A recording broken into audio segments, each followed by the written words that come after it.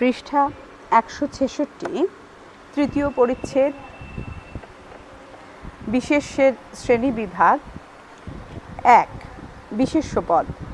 রবীন্দ্রনাথ একজন বড় কবি ছিলেন। তিনি কাল কলকাতা যাবেন। সেনাবাহিনী মাঠে কুচকাওয়াজ করছে। রবীন্দ্র সদনে কাল সুমিতার নাচ আছে। বিদ্যা বিনয় দান করে। জাপানিরা বেশ উন্নত জাতি। সোনা থেকে গহনা প্রস্তুত হয়। রামের ভাই খুব ভালো ছেলে। এখানে উল্লিখিত মোটা হরফের শব্দগুলোকে বলা হয় বিশেষ্য পদ। এরা প্রত্যেকেই এক একটি নাম বটে, কিন্তু ঠিক এক ধরনের নয়। তাই বিশেষ্য পদ হলেও জিজ্ঞাসা থেকে যায় এরা কি ধরনের বিশেষ্য পদ। এই বিশেষ্য পদের সংজ্ঞা এবং সূত্রই বা কী? এ কথার উত্তরে আমরা বলবো যে পদের দ্বারা কোনো ব্যক্তি, জাতি, স্থান, বস্তু, মনোভাব, গুণ, অবস্থা, কাজ, সংখ্যা ইত্যাদির নাম বোঝায় তাকেই আমরা অভিহিত করি বিশেষ্য পদ বলে। মোট কথা, সমষ্টিবাচক, ক্রিয়াবাচক, গুণবাচক, জাতিবাচক এবং বস্তুবাচক শব্দ দিয়ে বিশেষ্য পদগুলো তৈরি হয়। বিশেষ্য পদের বিশেষ কয়েকটি প্রকারভেদ আছে। সেই ভাগগুলো হলো এই রকম। বিশেষ্য পদের শ্রেণীবিভাগ। 1. সংজ্ঞাবাচক বিশেষ্য। রামায়ণ ও মহাভারত আমাদের জাতীয় মহাকাব্য। তাজমহল হলো পৃথিবীর সপ্তম আশ্চর্যের একটি আশ্চর্য। কলকাতা আমাদের প্রিয় শহর। গঙ্গার তীরে মন্দির। গঙ্গা হলো পবিত্র নদী। মোটা অক্ষরে লেখাগুলো যেমন রামায়ণ ও মহাভারত, তাজমহল, কলকাতা, গঙ্গা, এগুলো সবই হলো বিশেষ্য পদ। এই বিশেষ্য পদগুলোর সাহায্যে বিশেষ ব্যক্তি, বস্তু, স্থান, প্রতিষ্ঠান, গ্রন্থ, পর্বত, নদ নদী ইত্যাদি বোঝাচ্ছে। তাই একে আমরা সংজ্ঞাবাচক বিশেষ্য বলে অভিহিত করব। পৃষ্ঠা 167। 2. শ্রেণীবাচক বিশেষ্য। গাছ কাটা নিষিদ্ধ হওয়া উচিত। এখানে গাছটা মোটা হরফে। মানুষ মরণশীল। মানুষ। জার্মানরা পরিশ্রমী। জার্মানরা। এই মোটা অক্ষরে লেখা বিশেষ্য পদগুলোর দ্বারা কোনো বিশেষ প্রাণী বা বস্তুকে না বুঝিয়ে সেই জাতীয় সব প্রাণী বা বস্তুকে বোঝাচ্ছে। তাই একে আমরা শ্রেণীবাচক বিশেষ্য পদ বলে অভিহিত করব। 3. পৃষ্ঠা 167। 3. ভাববাচক বিশেষ্য। স্বাধীনতা আমাদের জন্মগত অধিকার। এখানে স্বাধীনতাটা মোটা হরফে। মনুষ্যত্ব দিয়েই লোক চেনা যায়। মনুষ্যত্ব। ভণ্ডামি করে বেশি দিন চলে না। ভণ্ডামি। নষ্টামি হলো এক দুরারোগ্য ব্যাধি। নষ্টামি।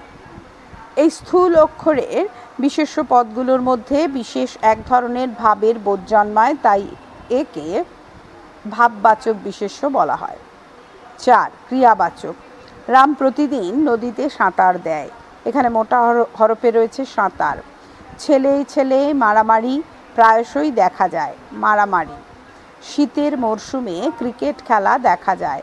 এখানে মোটা হরফে রয়েছে শীতের মরশুমে ক্রিকেট খেলা দেখা যায়। এই বিশেষ্য পদগুলির দ্বারা ক্রিয়া এবং কার্যের নাম বোঝাচ্ছে। একেই আমরা ক্রিয়াবাচক বিশেষ্য পদ বলি। 5. সমষ্টিবাচক। আকাশ দিয়ে এক ঝাঁক পাখি উড়ে গেল। মোটা হরফে লেখা এক ঝাঁক পাখি। সভার শেষে জনতা ক্ষেপে উঠল। জনতা। শ্রমিক দল কারখানা বন্ধ করে দিল। শ্রমিক। এখানে স্থূল অক্ষরে ব্যবহৃত বিশেষ্য পদগুলোর দ্বারা কোনো প্রাণী বা বস্তুর সমষ্টি বোঝাচ্ছে। তাই এগুলোকে আমরা বলি সমষ্টিবাচক বিশেষ্য পদ। 6. বস্তুবাচক বিশেষ্য। সোনা দিয়ে আমরা অলংকার তৈরি করি। সোনা। লোহা হলো সভ্যতার আদিম ধাতু। লোহা। দুধ খাওয়া উপকারী। দুধ। দই বড় সুস্বাদু। দই। রূপোর রেকাবিতে ফল সাজানো হলো। এই বিশেষ্য পদগুলোর সাহায্যে বস্তুর নাম বোঝাচ্ছে, তাই একে বস্তুবাচক বিশেষ্য পদ বলে অভিহিত করব। 7. অবস্থাবাচক। রামবাবু এখন বার্ধক্যে জরাজীর্ণ। বার্ধক্যে। মোটা অক্ষরে লেখা। শৈশবে তিনি সুখে ছিলেন, শৈশবে। যৌবনে অনেক দায়িত্ব নিতে হয়, দায়িত্ব। দুঃখে সকলে ম্রিয়মাণ থাকেন, দুঃখে। এখানে বিশেষ্য পদগুলোর দ্বারা আস্থার ভাব বোঝাচ্ছে, তাই এগুলোকে আস্থাবাচক বিশেষ্য পদ বলা হয়। যে বিশেষ্য পদের সাহায্যে প্রাণী বা বস্তুর অবস্থা বোঝায় তাকে আমরা বলি অবস্থাবাচক বিশেষ্য পদ। 8 স্থানবাচক। কলকাতা থেকে চেন্নাই এর দূরত্ব 1000 কিলোমিটার। কলকাতা আর চেন্নাই, এটা মোটা হরফে লেখা। ঢাকা হলো বাংলাদেশের রাজধানী, ঢাকা। পুরীতে আছে জগন্নাথের মন্দির, পুরীতে। এখানে বিশেষ্য পদগুলোর দ্বারা বিশেষ বিশেষ স্থানের নাম বোঝানো হচ্ছে। পৃষ্ঠা 168, পৃষ্ঠা 168। তাই একে আমরা স্থানবাচক বিশেষ্য পদ বলি। 9 গুণবাচক। দাহিকা হলো আগুনের ধর্ম। ধৈর্য ও ক্ষমা হলো মানুষের হৃদয়ের বড় গুণ। এখানে ব্যবহৃত বিশেষ্য পদের দ্বারা গুণ, ধর্ম, কাজ, দোষ ইত্যাদি বিষয়গুলোর নাম বোঝাচ্ছে, তাই একে আমরা গুণবাচক বিশেষ্য পদ বলে অভিহিত করব। অনুশীলন। প্রশ্ন 1, বিশেষ্য পদ কাকে বলে উদাহরণ দিয়ে বুঝিয়ে দাও। প্রশ্ন 2, বিশেষ্য পদকে কয়টি শ্রেণীতে ভাগ করা যায় উদাহরণ দিয়ে অন্তত 3টি শ্রেণীর বিবরণ দাও। প্রশ্ন 3, নিচের বাক্যে ব্যবহৃত স্থূলাক্ষর বিশিষ্ট শব্দগুলো কোন শ্রেণীর বিশেষ্য পদ তা ব্যাখ্যা করে বুঝিয়ে দাও। ক, লোহা হলো সভ্যতার আদিম ধাতু, মোটা অক্ষরে লেখা লোহা। খ, দাহিকা হলো আগুনের ধর্ম, দাহিকা। গ, ক্রিকেট খেলা আমার ভালো লাগে না, ক্রিকেট।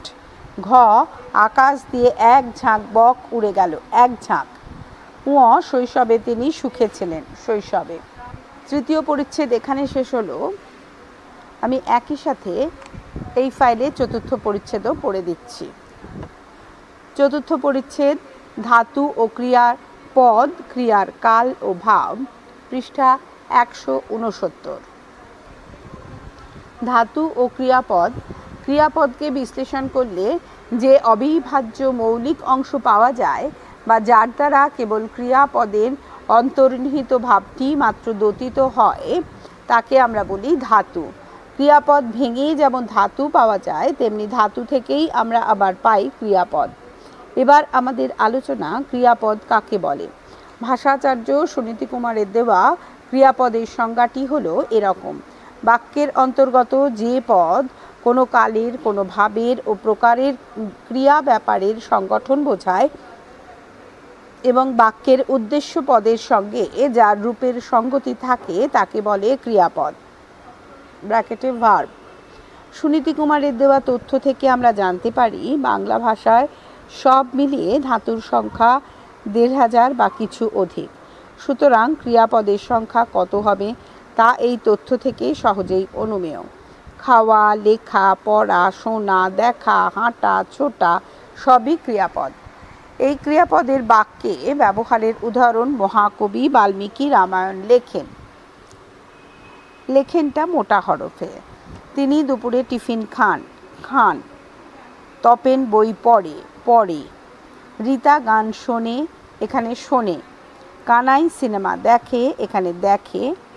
আরও পথ হাঁটুন, কাছেই গ্রাম, এখানে হাঁটুন। এগুলো সব মোটা হরফে লেখা। এখানে লেখেন, খান, পড়ে, শোনে, দেখে, হাঁটুন ইত্যাদি হলো ক্রিয়াপদের রূপ। এই ক্রিয়াপদ থেকে এদের ধাতুকে খুঁজে পাওয়া কঠিন নয়। ক্রিয়াপদের যে মূল অংশে ক্রিয়ার ভাবটুকু নিহিত থাকে সেই অংশটিকে বলা হয় ধাতু। সুতরাং উল্লিখিত ক্রিয়াপদগুলো এসেছে যথাক্রমে লিখ ধাতু, খা ধাতু, পর ধাতু, শুন ধাতু, দেখ ধাতু এবং হাট ধাতু থেকে। এইভাবে আমরা আরও ধাতুর নাম করতে পারি যা একান্ত বাংলার, পৃষ্ঠা 170। কিন্তু এদের আবার সংস্কৃত মূল্যও আছে। সেই মূল ধরলে দেখ ধাতু না বলে দৃশ ধাতু বলতে হয়। বাংলায় তৎসম ধাতুরূপে আমরা পাই ক্রি ধাতু, ভূ ধাতু, স্থা ধাতু, মৃ ধাতু, গম ধাতু ইত্যাদি।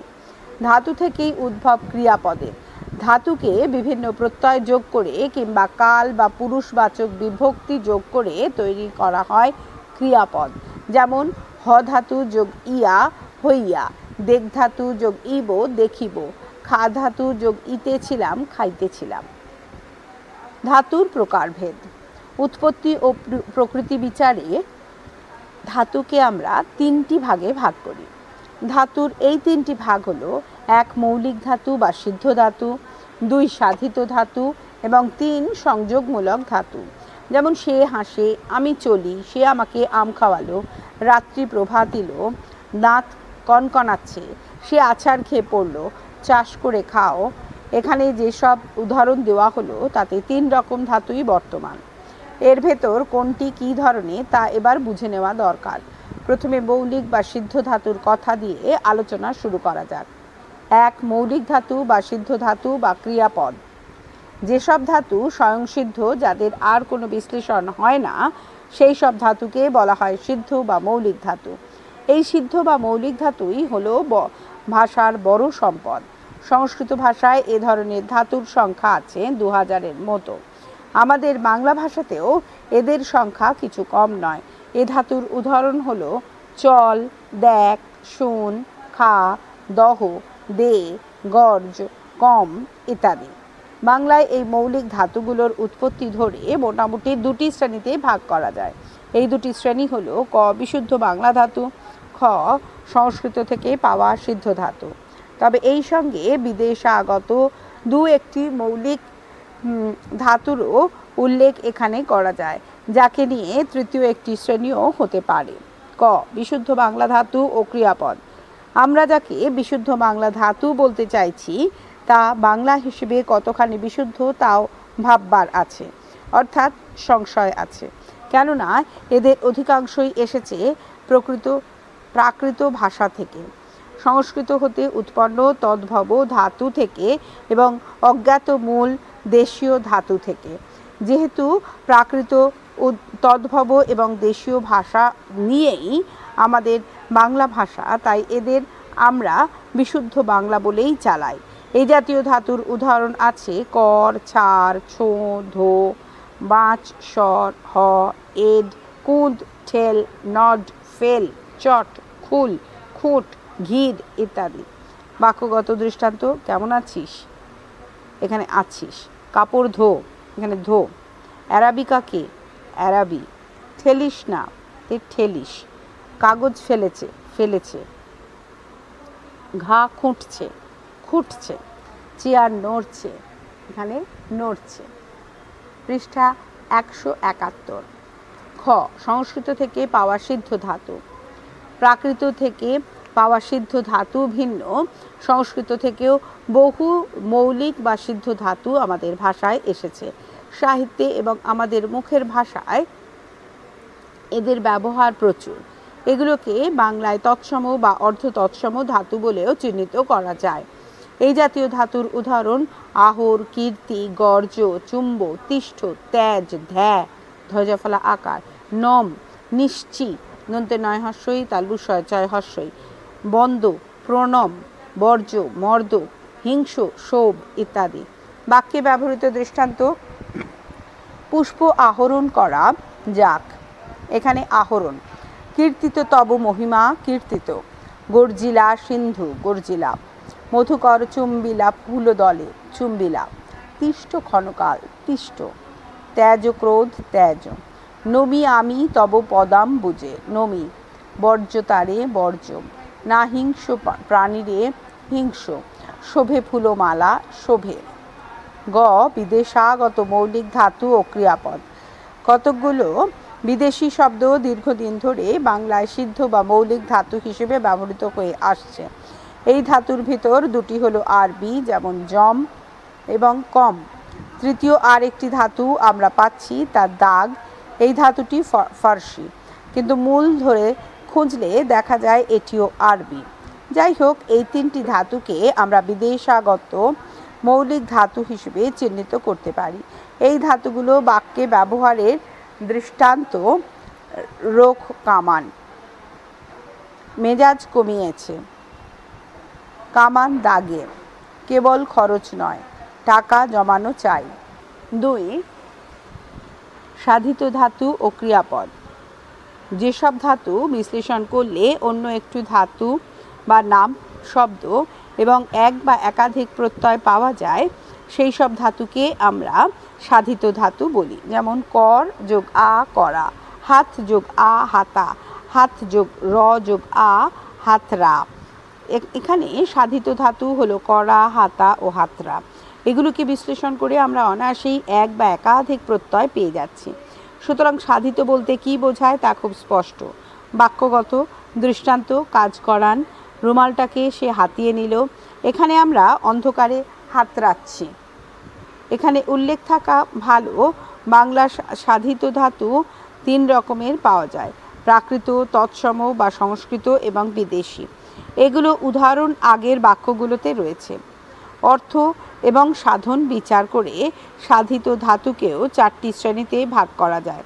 এই 4টি শ্রেণী হলো: ক. প্রযোজক বা নিযন্ত ধাতু, খ. নাম ধাতু, গ. ধন্যাত্মক ধাতু এবং ঘ. কর্মবাচ্যের ধাতু। পৃষ্ঠা 172। ক্রিয়ার কাল। কাল বা সময়কে বোঝাবার জন্য আমরা আমাদের মতো করে কয়েকটি ব্যবস্থা নিই। এই ব্যবস্থা আমাদের অভিজ্ঞতা থেকে উৎসারিত। যে সময় আমাদের জীবনে অতিবাহিত হয়ে গেছে তাকে আমরা বলি অতীতকাল।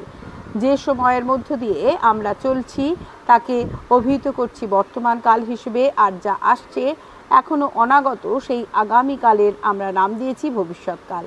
আমাদের বাস্তব জীবনে আমরা সময় বা কাল নিরূপণ করি ঘড়ি এবং ক্যালেন্ডার ব্র্যাকেটে পঞ্জিকা এর দিকে তাকিয়ে। বর্তমান সময়ের উপর দাঁড়িয়ে আমরা বুঝতে চেষ্টা করি অতীতটা কতখানি অতীত এবং ভবিষ্যৎ কতটা কাছে বা দূরে। মোট কথা, বাক্যে ব্যবহৃত হয়ে ধাতু যখন প্রত্যয় এবং ক্রিয়া বিভক্তি যোগে ক্রিয়ার ব্যাপার সংগঠনের সময় বা কালের বোধ এনে দেয় তাকে আমরা বলি ক্রিয়ার কালরূপ। প্রত্যয় এবং বিভক্তি যোগে ক্রিয়ার প্রসার বা রূপান্তর ঘটলে ক্রিয়ার ওই ব্যাপারটি ঘটছে বা সমাপ্ত হয়ে গেছে অথবা ভবিষ্যতে ঘটবে এরকম সময়ের বোধ সৃষ্টি হয়। তাকেই আমরা ক্রিয়ার কাল বলে চিহ্নিত করতে পারি। যেমন আমি যাই, আমি গেলাম, আমি যাব। এখানে যা ধাতু ক্রিয়া বিভক্তি যোগে সময়ের বোধ সৃষ্টি করে জানিয়ে দিচ্ছে যাওয়ার ব্যাপারে ঘটছে, সমাপ্ত হয়ে গেছে বা যাওয়া যাবে কিনা। এইভাবে বিশ্লেষণ করলে আবিষ্কার করা যায় সমাপিকা ক্রিয়াপদের রূপ প্রধানত 3 রকমের কাল বোঝায়। 1. বর্তমান, ঘটে, ঘটে থাকে, ঘটছে, ঘটেছে। ক্রিয়ার ব্যাপারে এমন কালরূপকে বলে বর্তমান কালরূপ। আমি যাই, আমি যাইতেছি, আমি গিয়াছি, আমি গিয়া থাকি। চলিত ভাষায় আমি যাই, আমি যাচ্ছি, আমি গেছি, আমি গিয়ে থাকি। 2. এই মাত্র ঘটল, অতীতে ঘটেছিল, ঘটছিল বা ঘটত। ক্রিয়া ব্যাপারে এই কালরূপকে আমরা বলি অতীত কালরূপ। তুমি হাসিলে বা হাসলে, তোমরা দেখিলে বা দেখলে, আমি বলিলাম বা বললাম, তিনি লিখিয়াছিলেন বা লিখেছিলেন, আমরা পড়িতেছিলাম বা পড়ছিলাম। 3. এখনো ঘটেনি, ভবিষ্যতে ঘটবে। ক্রিয়ার এমন কালরূপকে বলে ভবিষ্যৎকাল।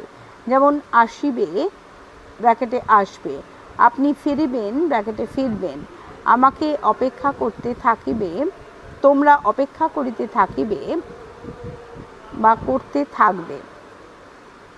ক্রিয়ার এই 3 কালকে জানলেই কিন্তু ক্রিয়াপদের সবটা জানা যায় না। ক্রিয়ার কালের সঙ্গে যা বিশেষভাবে জানা দরকার তা হলো ক্রিয়ার ভাব। এভাবে ক্রিয়ার সেই ভাবটা জানতে চেষ্টা করা যাক, পরে আবার ক্রিয়ার কালের কথা আলোচনা করা যাবে। পৃষ্ঠা 173। ক্রিয়ার ভাব।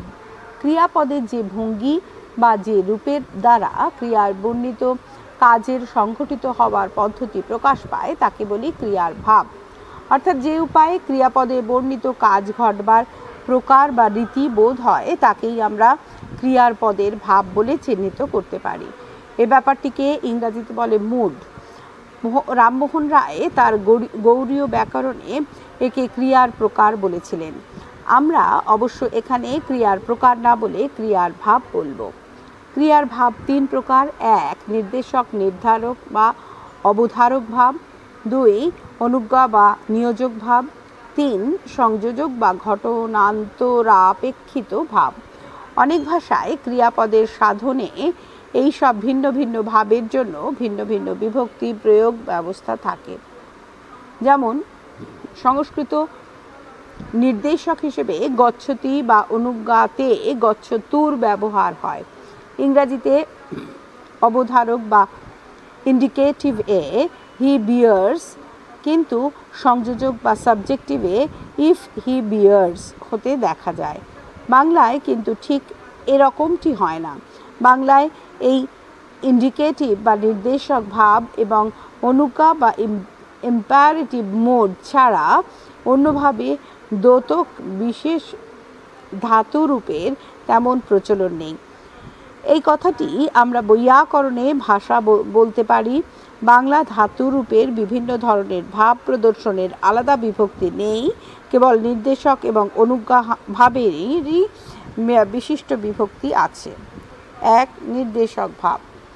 যে বাক্যে ক্রিয়ার পদটি শুধু সাধারণভাবে ঘটনার নির্দেশ এবং নির্ধারণ করে সেই বাক্যের ক্রিয়ার ভাবকে বলে নির্দেশক ভাব।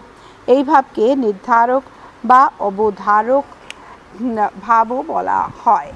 যেমন সে পড়ে, এখানে এই পড়ে ক্রিয়াপদটি শুধু পড়া ক্রিয়াটুকুই সাধারণভাবে বোঝালো। এই ধরনের আরও দৃষ্টান্ত: পাখি ওড়ে, পাখি উড়ল, পাখি উড়বে। পৃষ্ঠা 174। এখানে ব্যবহৃত 3টি কালের ক্রিয়াতেই নির্দেশক ভাব বর্তমান। সুতরাং নির্দেশক ভাব বিশেষ কোনো কালের জন্য চিহ্নিত নয়। বর্তমান, অতীত, ভবিষ্যৎ এই 3টি কালেই ক্রিয়ার নির্দেশক ভাব হতে পারে। 2 অনুজ্ঞা ভাব। যে বাক্যে ক্রিয়াপদের দ্বারা বক্তার অনুমোদন, প্রার্থনা, আদেশ বা অনুরোধের ভাব ব্যক্ত হয় সেই বাক্যের ক্রিয়ার ভাবকে বলে অনুজ্ঞা বা নিয়োজক ভাব। যেমন তুমি এসো, ঈশ্বর সকলের মঙ্গল করুন, তোমাদের পৌঁছনো সংবাদ দিও।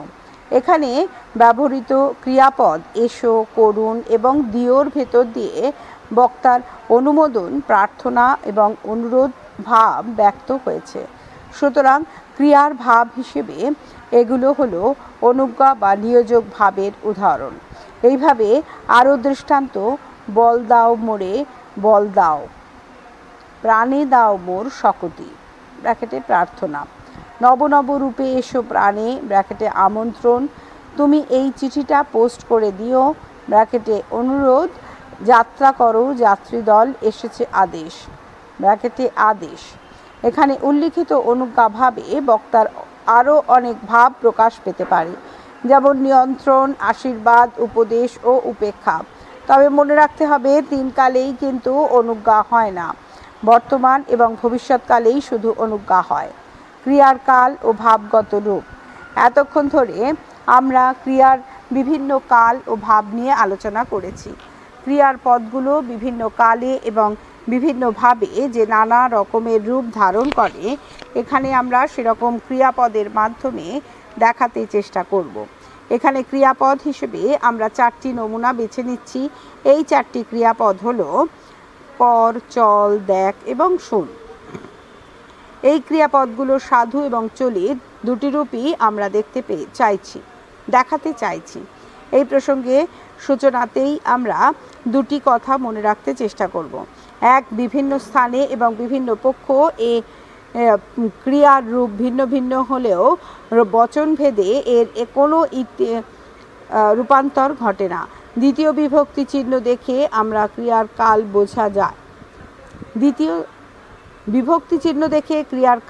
বোঝা যায়। ইয়াছো, ইতেছো, ইতেছি, ইবো, উক, উন, ও ইল, ইতেন ইত্যাদি হলো বিভক্তি চিহ্ন। ক্রিয়ারূপ দেখবার সময় আমরা প্রায়শই এই বিভক্তির সঙ্গে পরিচিত হই, তাই আলাদা করে এদের সম্পর্কে কিছু বলা হচ্ছে না। পৃষ্ঠা 175। এক, চলিত ভাষায় কর ধাতু কালগত এবং ভাবগত ক্রিয়ারূপ। বর্তমানকাল সাধারণ হচ্ছে উত্তম পুরুষ হচ্ছে আমি করি, মধ্যম পুরুষ তুমি করো, আপনি করেন, তুই করিস। প্রথম পুরুষ সে করে, তিনি করেন। অতীতকাল সাধারণ হচ্ছে উত্তম পুরুষ করলাম, মধ্যম পুরুষ করলে, করলেন, করলি। প্রথম পুরুষ করলো, করলেন। ভবিষ্যৎকাল উত্তম পুরুষ করব, মধ্যম পুরুষ করবে, করবেন, করবি।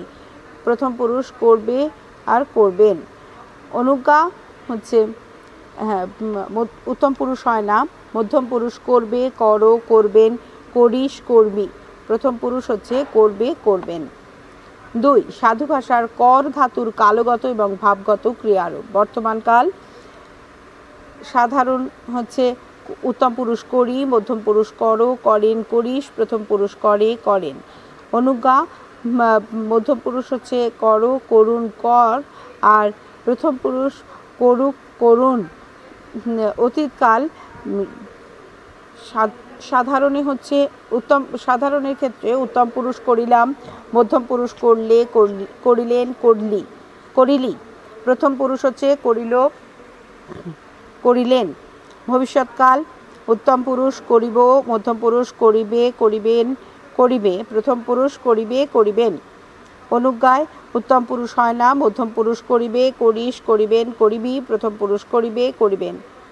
3, খা ধাতুর কালগত এবং ভাবগত রূপ। চলিত এবং সাধু। বর্তমানকাল উত্তম পুরুষ খাই, মধ্যম পুরুষ খাও, খাউন, খা। প্রথম পুরুষ খায়, খান। পৃষ্ঠা 176। অতীতকাল উত্তম পুরুষ খেলাম, খাইলাম, মধ্যম পুরুষ খেলে, খাইলেন, খাইলে, খেলি। প্রথম পুরুষ খেলো, খেলেন, খাইলে, খাইলেন। ভবিষ্যৎকাল উত্তম পুরুষ খাবো, খাইব, মধ্যম পুরুষ খাবে, খাইবে, খাবেন, খাইবেন, খাবি, খাইবি। প্রথম পুরুষ খাবে, খাইবে, খাবেন, খাইবেন। 4, দে ধাতুর কালগত ও ভাবগত রূপ। সাধু বা চলিত। বর্তমানকাল উত্তম পুরুষ হচ্ছে দি, মধ্যম পুরুষ দাও, দেন, দে। প্রথম পুরুষ দেও, দেন। অতীতকাল হচ্ছে দিলাম, উত্তম পুরুষ, মধ্যম পুরুষ হচ্ছে দিলে, দিলেন, দিলি। প্রথম পুরুষ দিল, দিলেন। ভবিষ্যৎকাল উত্তম পুরুষ দেব, দিব, মধ্যম পুরুষ দেবে, দিবে, দিবেন, দেবেন, দিবি।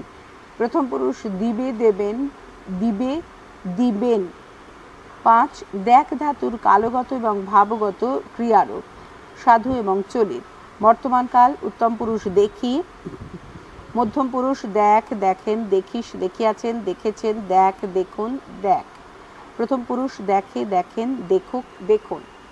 পৃষ্ঠা 177। অতীতকাল উত্তম পুরুষ দেখলাম, মধ্যম পুরুষ দেখলে, দেখলি, দেখলেন। প্রথম পুরুষ দেখলো, দেখিল, দেখলেন। উত্তম পুরুষের আরেকটা হচ্ছে দেখিলাম, মধ্যম পুরুষ দেখিলেন, দেখলি, দেখিলি। প্রথম পুরুষ দেখিলেন। ভবিষ্যৎকালে দেখব সাধারণে হচ্ছে দেখব, দেখিব। উত্তম পুরুষ, মধ্যম পুরুষ হচ্ছে দেখবে, দেখিবে, দেখবেন। প্রথম পুরুষ দেখবে, দেখিবে, দেখবেন। দেখিবেন, দেখবি, দেখবি, দেখিবি, দেখবে, দেখিবে, দেখবেন। প্রথম পুরুষ দেখিবেন, দেখবে, দেখিবে। অনুশীলন। প্রশ্ন 1, ধাতু কাকে বলে? ক্রিয়াপদ বলতে কি বোঝো? উদাহরণ দিয়ে বুঝিয়ে দাও। প্রশ্ন 2, মৌলিক ধাতু কাকে বলে? মৌলিক ধাতুকে আমরা কিভাবে এবং কোথা থেকে পাই তা উদাহরণ দিয়ে বুঝিয়ে দাও। বিদেশাগত একটি মৌলিক ধাতুর উদাহরণ দাও। প্রশ্ন 3, সাধিত ধাতু বলতে কি বোঝো? উদাহরণ দাও। প্রশ্ন 4, নিচের বাক্যগুলোতে কি ধরনের ধাতু ব্যবহার হয়েছে বুঝিয়ে বলো। বাজিগর ভালুক নাচায়, লোকটি তার কলম হাতিয়ে নিল, ঘরেতে ভ্রমর গুনগুনায়, মাছি ভনভনায়, নাদিলা কম্বু গাইয়ে গান শোনালো, হাটি পটল বেকায়। প্রশ্ন 5, ক্রিয়ার কাল বলতে কি বোঝো? কয়েকটি কালের উদাহরণ দাও। প্রশ্ন 6, ক্রিয়ার ভাব বলতে কি বোঝায়? অনুজ্ঞা রূপের উদাহরণ দাও। প্রশ্ন 7, ক্রিয়ার মৌলিক কাল কয়টি? উদাহরণ দিয়ে বুঝিয়ে দাও। প্রশ্ন 8, ক্রিয়ার কাল বলতে কি বোঝো? এই ধরনের কালের সংখ্যা কয়টি? উদাহরণ সহ বুঝিয়ে দাও। চতুর্থ পরিচ্ছেদ এখানেই শেষ হলো। পঞ্চম পরিচ্ছেদ পরবর্তী ফাইলে। পৃষ্ঠা 178, পঞ্চম পরিচ্ছেদ। শব্দের শ্রেণীবিভাগ প্রত্যয়যোগে তৈরি, অনুষঙ্গ থেকে তৈরি এবং ধনাত্মক শব্দ। ধাতুর উত্তর যুক্ত হয়ে যা বিশেষ্য প্রভৃতির নাম শব্দ গঠন করে কিংবা যা নাম শব্দ বা অব্যয়ের উত্তরে যুক্ত হয়ে নতুন শব্দ গঠন করে তাকে বৈয়াকরণরা প্রত্যয় বলে অভিহিত করেছেন। যেমন সত্রী, সানচ, আই, আলু ইত্যাদি। এই প্রত্যয় হলো দুটি শ্রেণীর। একটি শ্রেণী হলো কৃত প্রত্যয়, কয়রি খণ্ডিক ত কৃত প্রত্যয়, অপরটি তদ্ধিত প্রত্যয়, ত দয় ধয় হর্ষই ত প্রত্যয়, তদ্ধিত প্রত্যয়। ধাতুর উত্তরে যে প্রত্যয় যুক্ত হয় তাকে বলা হয় কৃত প্রত্যয়। এই কৃত প্রত্যয়ান্ত শব্দগুলো কৃদন্ত, কয়রি, দ দন্তের নয়তয় নামে পরিচিত। উদাহরণ হিসেবে বাংলার দেখ, দয়কার ক্ষয় হসন্ত ধাতুটিকে নেওয়া গেল। এই দেখ ধাতুর উত্তরে আ প্রত্যয় যুক্ত হয়ে হলো দেখা। এখন দেখা কৃদন্ত শব্দ এবং তৎসম নাম শব্দ এবং তৎসহ নাম শব্দ ব্র্যাকেটে বিশেষ্য। এখানে দেখা গেল যে আ প্রত্যয় যোগে কৃত প্রত্যয় নিষ্পন্ন হলো। এবার তদ্ধিতের কথা বলা যাক। যে প্রত্যয় বিশেষ্য প্রভৃতি নাম শব্দের বা অব্যয়ের উত্তর যুক্ত হয়ে নতুন শব্দ গঠন করে তাকে বলে তদ্ধিত প্রত্যয়। তদ্ধিত প্রত্যয় নিষ্পন্ন শব্দকে বলা হয় তদ্ধিতান্ত শব্দ। উদাহরণ হিসেবে ভণ্ড বলে একটি শব্দকে নেওয়া গেল। এটি একটি বিশেষণ পদ। এর উত্তরে আমি যুক্ত করে নতুন শব্দ তৈরি করা হলো ভণ্ডামি, ভ দন্তের নয় ডয় আকার ময় হর্ষই। এই শব্দটি বিশেষ্য হয়ে গেল। আবার পদটিও হলো তদ্ধিতান্ত।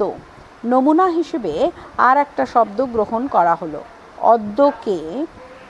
এর সঙ্গে তন প্রত্যয়, ত দন্তের ন, তন প্রত্যয়ের যোগে নিষ্পন্ন শব্দ পাওয়া গেল অদ্যতন। এখানে উল্লিখিত প্রত্যয়টি হলো তদ্ধিত প্রত্যয়। আমাদের বাংলা শব্দে যেগুলো তৎসম সেগুলো ক্ষেত্রে সংস্কৃত কৃত এবং তদ্ধিতের ব্যবহার দেখা যাবে। বাংলার বেলায় দেখা যাবে বাংলা প্রত্যয়ের প্রয়োগ। মোট কথা বাংলা সাধিত শব্দের পাওয়া যায় বাংলা ধাতু বা নাম শব্দ এবং বাংলা প্রত্যয়, আর সংস্কৃত শব্দে পাওয়া যায় সংস্কৃত ধাতু বা নাম শব্দ এবং সংস্কৃত প্রত্যয়। পৃষ্ঠা 179। প্রত্যয় যোগে শব্দ তৈরি। কৃত প্রত্যয়। এক, তব্য, ত বয়জফলাম, গম ধাতু যোগ তব্য সমান সমান গন্তব্য। এটা করা আবশ্যক, করা উচিত, এই অর্থে ধাতুর উত্তরে তব্য প্রত্যয় হয়। এখানে গম ধাতুর সঙ্গে তব্য যোগে স্থির হয়েছে যাওয়া দরকার এবং উদ্দেশ্য, এবং যাওয়া যেতে পারে বা উচিত সেটিও প্রকাশিত হয়েছে। তবে দরকার ও ঔচিত্য আরও স্পষ্ট হয় দা ধাতু ও ক্রি ধাতুর যোগে।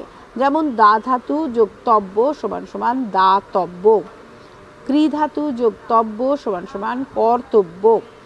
অনুরূপ দৃষ্টান্ত দৃশ ধাতু যোগ তব্য সমান সমান দ্রষ্টব্য, শ্রু ধাতু যোগ তব্য সমান সমান শ্রোতব্য, পর ধাতু যোগ তব্য সমান সমান পঠিতব্য, ধৃ ধাতু যোগ তব্য ধার্তব্য, ধর্তব্য। এই দৃষ্টান্তের অনুসরণে বাংলায় কহ ধাতু, কহ ধাতু এবং যোগতব্য সমান সমান কহতব্য শব্দটি পাওয়া যায়। 2, তা, তয় আকার ব্র্যাকেটে তয়রি, ত্রি, ক্রি যোগ ত্রি সমান সমান কর্ত্রী, ক তয়রি রেফ, কর্ত্রী।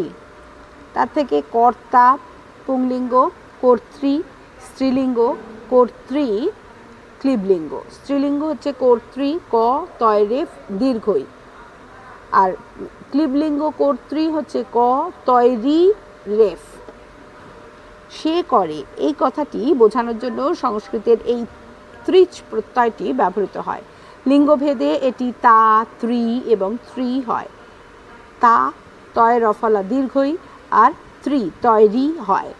কর্তৃকারকে পুংলিঙ্গ একবচনে হয় তা, স্ত্রীলিঙ্গে ত্রি তয় রফলা দীর্ঘই এবং সমাসের পূর্বপদে ত্রি তয় রি রূপটি পাওয়া যায়। ক্রি ধাতু যোগ ত্রি সমান সমান কর্তা। এটি পুংলিঙ্গ স্ত্রীলিঙ্গে এই রূপটি হলো কর্তৃ। ক্লিবলিঙ্গে কর্তৃ ক তয় রেফ রি এবং সমাসে কর্তৃকারকে কর্তৃবাচ্য এবং কর্তৃপক্ষ। অনুরূপ দৃষ্টান্ত: নি ধাতু যোগ ত্রি সমান সমান নেতা। নেতা পুংলিঙ্গ, নেত্রী স্ত্রীলিঙ্গ। অভিপূর্বক নি ধাতু যোগ ত্রি সমান সমান অভিনেতা পুংলিঙ্গ, অভিনেত্রী স্ত্রীলিঙ্গ। শ্রু ধাতু যোগ ত্রি সমান সমান শ্রোতা বা শ্রোত্রী। দা ধাতু যোগ ত্রি সমান সমান দাতা বা দাত্রী। জি ধাতু যোগ ত্রি সমান সমান জেতা বা জেত্রী। মাতা, দুহিতা এইভাবেই নিষ্পন্ন রূপে পুংলিঙ্গ হলেও প্রয়োগে স্ত্রীলিঙ্গ। 3. অন বা ব্র্যাকেটে অনট। গম ধাতু যোগ অন গমন। এই প্রত্যয়টি যখন ধাতুর উত্তরে যুক্ত হয় তখন এই যোগের ফলে তৈরি হয় ক্রিয়াবাচক, ভাববাচক এবং বস্তুবাচক প্রভৃতি বিশেষ্য শব্দ। গম ধাতুর সঙ্গে অন যোগে তৈরি হলো গমন, এটি একটি ক্রিয়াবাচক বিশেষ্য। এইভাবেই ভোজন ভুজ ধাতু যোগ অন, পতন পদ ধাতু যোগ অন, ভক্ষণ ভক্ষ ধাতু যোগ অন, হরণ রি ধাতু যোগ অন, স্মরণ স্মৃ ধাতু যোগ অন ইত্যাদি ক্রিয়াবাচক বিশেষ্য তৈরি হয়। গর্জন, ঘ্রাণ, জ্ঞান ইত্যাদি ভাববাচক বিশেষ্য এইভাবে তৈরি হয়েছে। বস্তুবাচক বিশেষ্য স্থান, যান, নয়ন, চরণ ইত্যাদিও এই অন প্রত্যয় যোগেই তৈরি। 4. তি ক্রি ধাতু যোগ তি সমান সমান কৃতি কয়রি তয় হস্যই। ধাতুর উত্তর এই তি বা তিন কয় তয় হস্যই দন্তের ন প্রত্যয় যোগ করলে তৈরি হয় ভাববাচক স্ত্রীলিঙ্গ বিশেষ্য পদ। পৃষ্ঠা 180। ক্রি ধাতুর সঙ্গে যুক্ত হয়েছে এই তি প্রত্যয় এবং ভাববাচক স্ত্রীলিঙ্গ শব্দ কৃতি পাওয়া গেল। একইভাবে পাওয়া যায় খ্যাতি। খ্যা ধাতু যোগ তি শক্তি, শক ধাতু যোগ তি শাস্তি, শাস ধাতু যোগ তি মুক্তি, মুচ ধাতু যোগ তি ভক্তি, ভজ ধাতু যোগ তি ইত্যাদি। গতি, মতি, শ্রান্তি, সুপ্তি, বুদ্ধি প্রভৃতি শব্দ এইভাবেই নিষ্পন্ন হয়েছে। 5. অ এই প্রত্যয়ের যোগে ভাববাচক বিশেষ্য শব্দ তৈরি হয়, যেমন নজ ধাতু যোগ অ নাশ, ভূ ধাতু যোগ অ ভাব, পচ ধাতু যোগ অ পাক। এইভাবেই আরও যেসব শব্দ তৈরি হয় তারা হলো তাপ, দাহ, পাঠ, লাভ, মোহ ইত্যাদি। 6. অক এই প্রত্যয়ে ভাববাচক নাম শব্দ গড়ে ওঠে, যেমন নি ধাতু যোগ অক নায়ক, পর ধাতু যোগ অক পাঠক, সেব ধাতু যোগ অক সেবক। এইভাবেই আরও যেসব শব্দ পাওয়া যায় তাদের নমুনা হলো গায়ক, কারক, ধারক, পাচক, হিংসক, গ্রাহক, ক্ষণক ইত্যাদি। 7. ত অতীতকালের ক্রিয়া বোঝাতে এই প্রত্যয়ের যোগ হয় ধাতুর সঙ্গে এবং তৈরি হয় ক্রিয়াবাচক বিশেষণ পদ। উদাহরণ: ক্রি ধাতু যোগ কয়তয় সমান সমান কৃত, গম ধাতু যোগ কয়তয় সমান সমান গত, ধৃ ধাতু যোগ কয়তয় সমান সমান ধৃত। এইভাবে আরও যেসব শব্দ পাওয়া যায় তাদের নমুনা হলো গীত, ভীত, নীত, শ্রুত, খ্যাত, জ্ঞাত, দীপ্ত ইত্যাদি। 8. অচ হস্যইকারান্ত দীর্ঘইকারান্ত ধাতুর উত্তর অচ প্রত্যয় হয়, যেমন জি ধাতু যোগ অচ জয়, ভি ধাতু যোগ অচ ভয়, চি ধাতু যোগ অচ চয়। 9. অপ ঘ্য প্রত্যয়ের অর্থে কখনো অপ প্রত্যয় হয়, যেমন ভূ ধাতু যোগ অপ সমান সমান ভব, দ্রু ধাতু যোগ অপ সমান সমান দ্রব্য, স্তু ধাতু যোগ অপ সমান সমান স্তব। আরও কৃত প্রত্যয়। 1. অ লুপ্ত ব্র্যাকেটে লুপ্ত প্রত্যয়। ধাতুর উত্তরে এই প্রত্যয়ের যোগে ক্রিয়াবাচক বিশেষ শব্দ তৈরি হয়। এককালে এই রকম শব্দ উচ্চারণে ছিল অকারান্ত, কিন্তু আধুনিক উচ্চারণের এই অপ্রত্যয়টি কোনো পরিচয় মেলে না, এই জন্য এটিকে লুপ্ত প্রত্যয় বলা হয়। যেমন চল ধাতু যোগ অ চল, ক্রিয়াবাচক বিশেষ্য শব্দ প্রয়োগ আজকাল এই জিনিসের চল নেই। একইভাবে ঝুল ধাতু যোগ অ ঝুল, জামার ঝুল, দুল যোগ অ সমান সমান দুল, কানের দুল, ছুট চির বার সাজ ইত্যাদি হলো এই লুপ্ত অ প্রত্যয়ান্ত শব্দ। 2 অ, আগের অ প্রত্যয়ের থেকে এটি আলাদা। এই অ প্রত্যয়ের যোগে তৈরি শব্দ যদিও আধুনিক বাংলা উচ্চারণের হসন্তযুক্ত, কিন্তু এই প্রত্যয়ের যোগে ধাতুর স্বরধ্বনি পরিবর্তিত হয়। যেমন খুঁজ ধাতু যোগ অ খুঁজ থেকে খোঁজো, ধাতুর উত্তর হস্যস্বর পরিবর্তিত হয়েছে ও স্বরে। এইরকম উদাহরণ ঘির ধাতু যোগ অ ঘির থেকে ঘেরো, দুল যোগ অ দুল সমান সমান দোল, এখানে পরিবর্তিত স্বর এ এবং ও। 3 অ ব্র্যাকেটে ও ব্র্যাকেট ক্লোজ উ হস্য, একাক্ষর ধাতুর উত্তরে এই প্রত্যয়ের যোগে বিশেষণ শব্দ তৈরি হয় এবং শব্দটি সম্ভাব্যতা, আসন্নতা, ঈষৎ ভাব প্রায় এইরূপ। এই ধরনের ব্যঞ্জনা বহন করে। সাধারণত এই শব্দের দ্বিত্ব হয়, যেমন কাঁদো কয় চন্দ্রবিন্দু আকার দয় হসন্ত যোগ অ সমান সমান কাঁদো, তার থেকে কাঁদো কাঁদো। মর যোগ অ মরো, তার থেকে মরো মরো। ডুব ধাতু যোগ অ ডুব সমান সমান ডুবু ডুবু, আবার ডুবো হয়ে ডুবো জাহাজও হয়। 4 পৃষ্ঠা 181 অত, অত, অতয়কার অত বা অতি, একাক্ষর ধাতুর উত্তরে এই প্রত্যয় যুক্ত হয়ে তৈরি করে বিশেষণ বা বিশেষ্য পদ। যেমন মান যোগ অত সমান সমান মানত, কালীঘাটে পুজোর মানত। বস ধাতু যোগ অতি বসতি জনবসতি। এইভাবেই পাওয়া যেতে পারে কাটতি, বারতি, কমতি, এইগুলো বিশেষ্য পদের উদাহরণ। বিশেষণ ফির ধাতু ফিরতো, ফেরত, ফেরতা, ফিরতি, বিলেত ফেরত, বিলেত ফেরতা, ফিরতি ডাক হলো এই শব্দের ব্যবহারিক প্রয়োগ। 5 অন, এই প্রত্যয় একাক্ষর ধাতুর উত্তরে ব্যবহৃত হয়ে তৈরি করে ক্রিয়াবাচক এবং বস্তুবাচক বিশেষ্য পদ। যেমন চল ধাতু যোগ অন চলন, ধর ধাতু যোগ অন ধরন। এইভাবে পাওয়া যায় গড়ন, গঠন, বাঁচন, ঝাড়ন, ঝুলন প্রভৃতি শব্দ। 6 অনা, না, এই প্রত্যয় একাক্ষর ধাতুর উত্তরে যুক্ত হয়ে তৈরি করে ক্রিয়াবাচক এবং বস্তুবাচক বিশেষ্য পদ। যেমন কান্দো যোগ কান্দ ধাতু যোগ অনা সমান সমান কান্দনা বা কান্না বা কান্না। একইভাবে দে ধাতু যোগ অনা সমান সমান দে অনা থেকে দেনা। পা যোগ অনা, পা ধাতু যোগ অনা পাওনা বা পাওনা। রান্না, কুটনা, বাটনা, খেলনা, ঢাকনা, বাজনা ইত্যাদি শব্দ এই প্রত্যয়ের যোগেই তৈরি হয়েছে। 7 অনি থেকে উনি, স্বরসঙ্গতিতে পরে হস্যৌ লোপে দন্তনয় হস্যই একাক্ষর ধাতুর উত্তরে এই প্রত্যয় যোগে তৈরি হয় বিশেষ্য শব্দ। যেমন চাহ ধাতু যোগ অনি চাহনি থেকে চাউনি, কাঁধ ধাতু যোগ অনি কাঁদনি বা কাঁদুনি। এইভাবে এসেছে রাঁধুনি, কাঁপুনি, চালুনি, ছাকুনি। 8 অন্ত, একাক্ষর ধাতুর উত্তরে এই প্রত্যয় যুক্ত হয়ে তৈরি করে ক্রিয়াবাচক বিশেষণ শব্দ। যেমন চল ধাতু যোগ অন্ত চলন্ত, অর্থ যা চলছে। এইভাবেই তৈরি হয়েছে বাড়ন্ত, ডুবন্ত, ছোটন্ত, পরন্ত, জ্বলন্ত প্রভৃতি শব্দ। 9 আ, এই প্রত্যয় একাক্ষর ধাতুর উত্তরে যুক্ত হয়ে তৈরি করে ক্রিয়াবাচক বিশেষ্য এবং ক্রিয়াবাচক বিশেষণ শব্দ। যেমন ক্রিয়াবাচক বিশেষ্য পা ধাতু যোগ আ পাওয়া, বল ধাতু যোগ আ বলা, উঠ ধাতু যোগ আ ওঠা।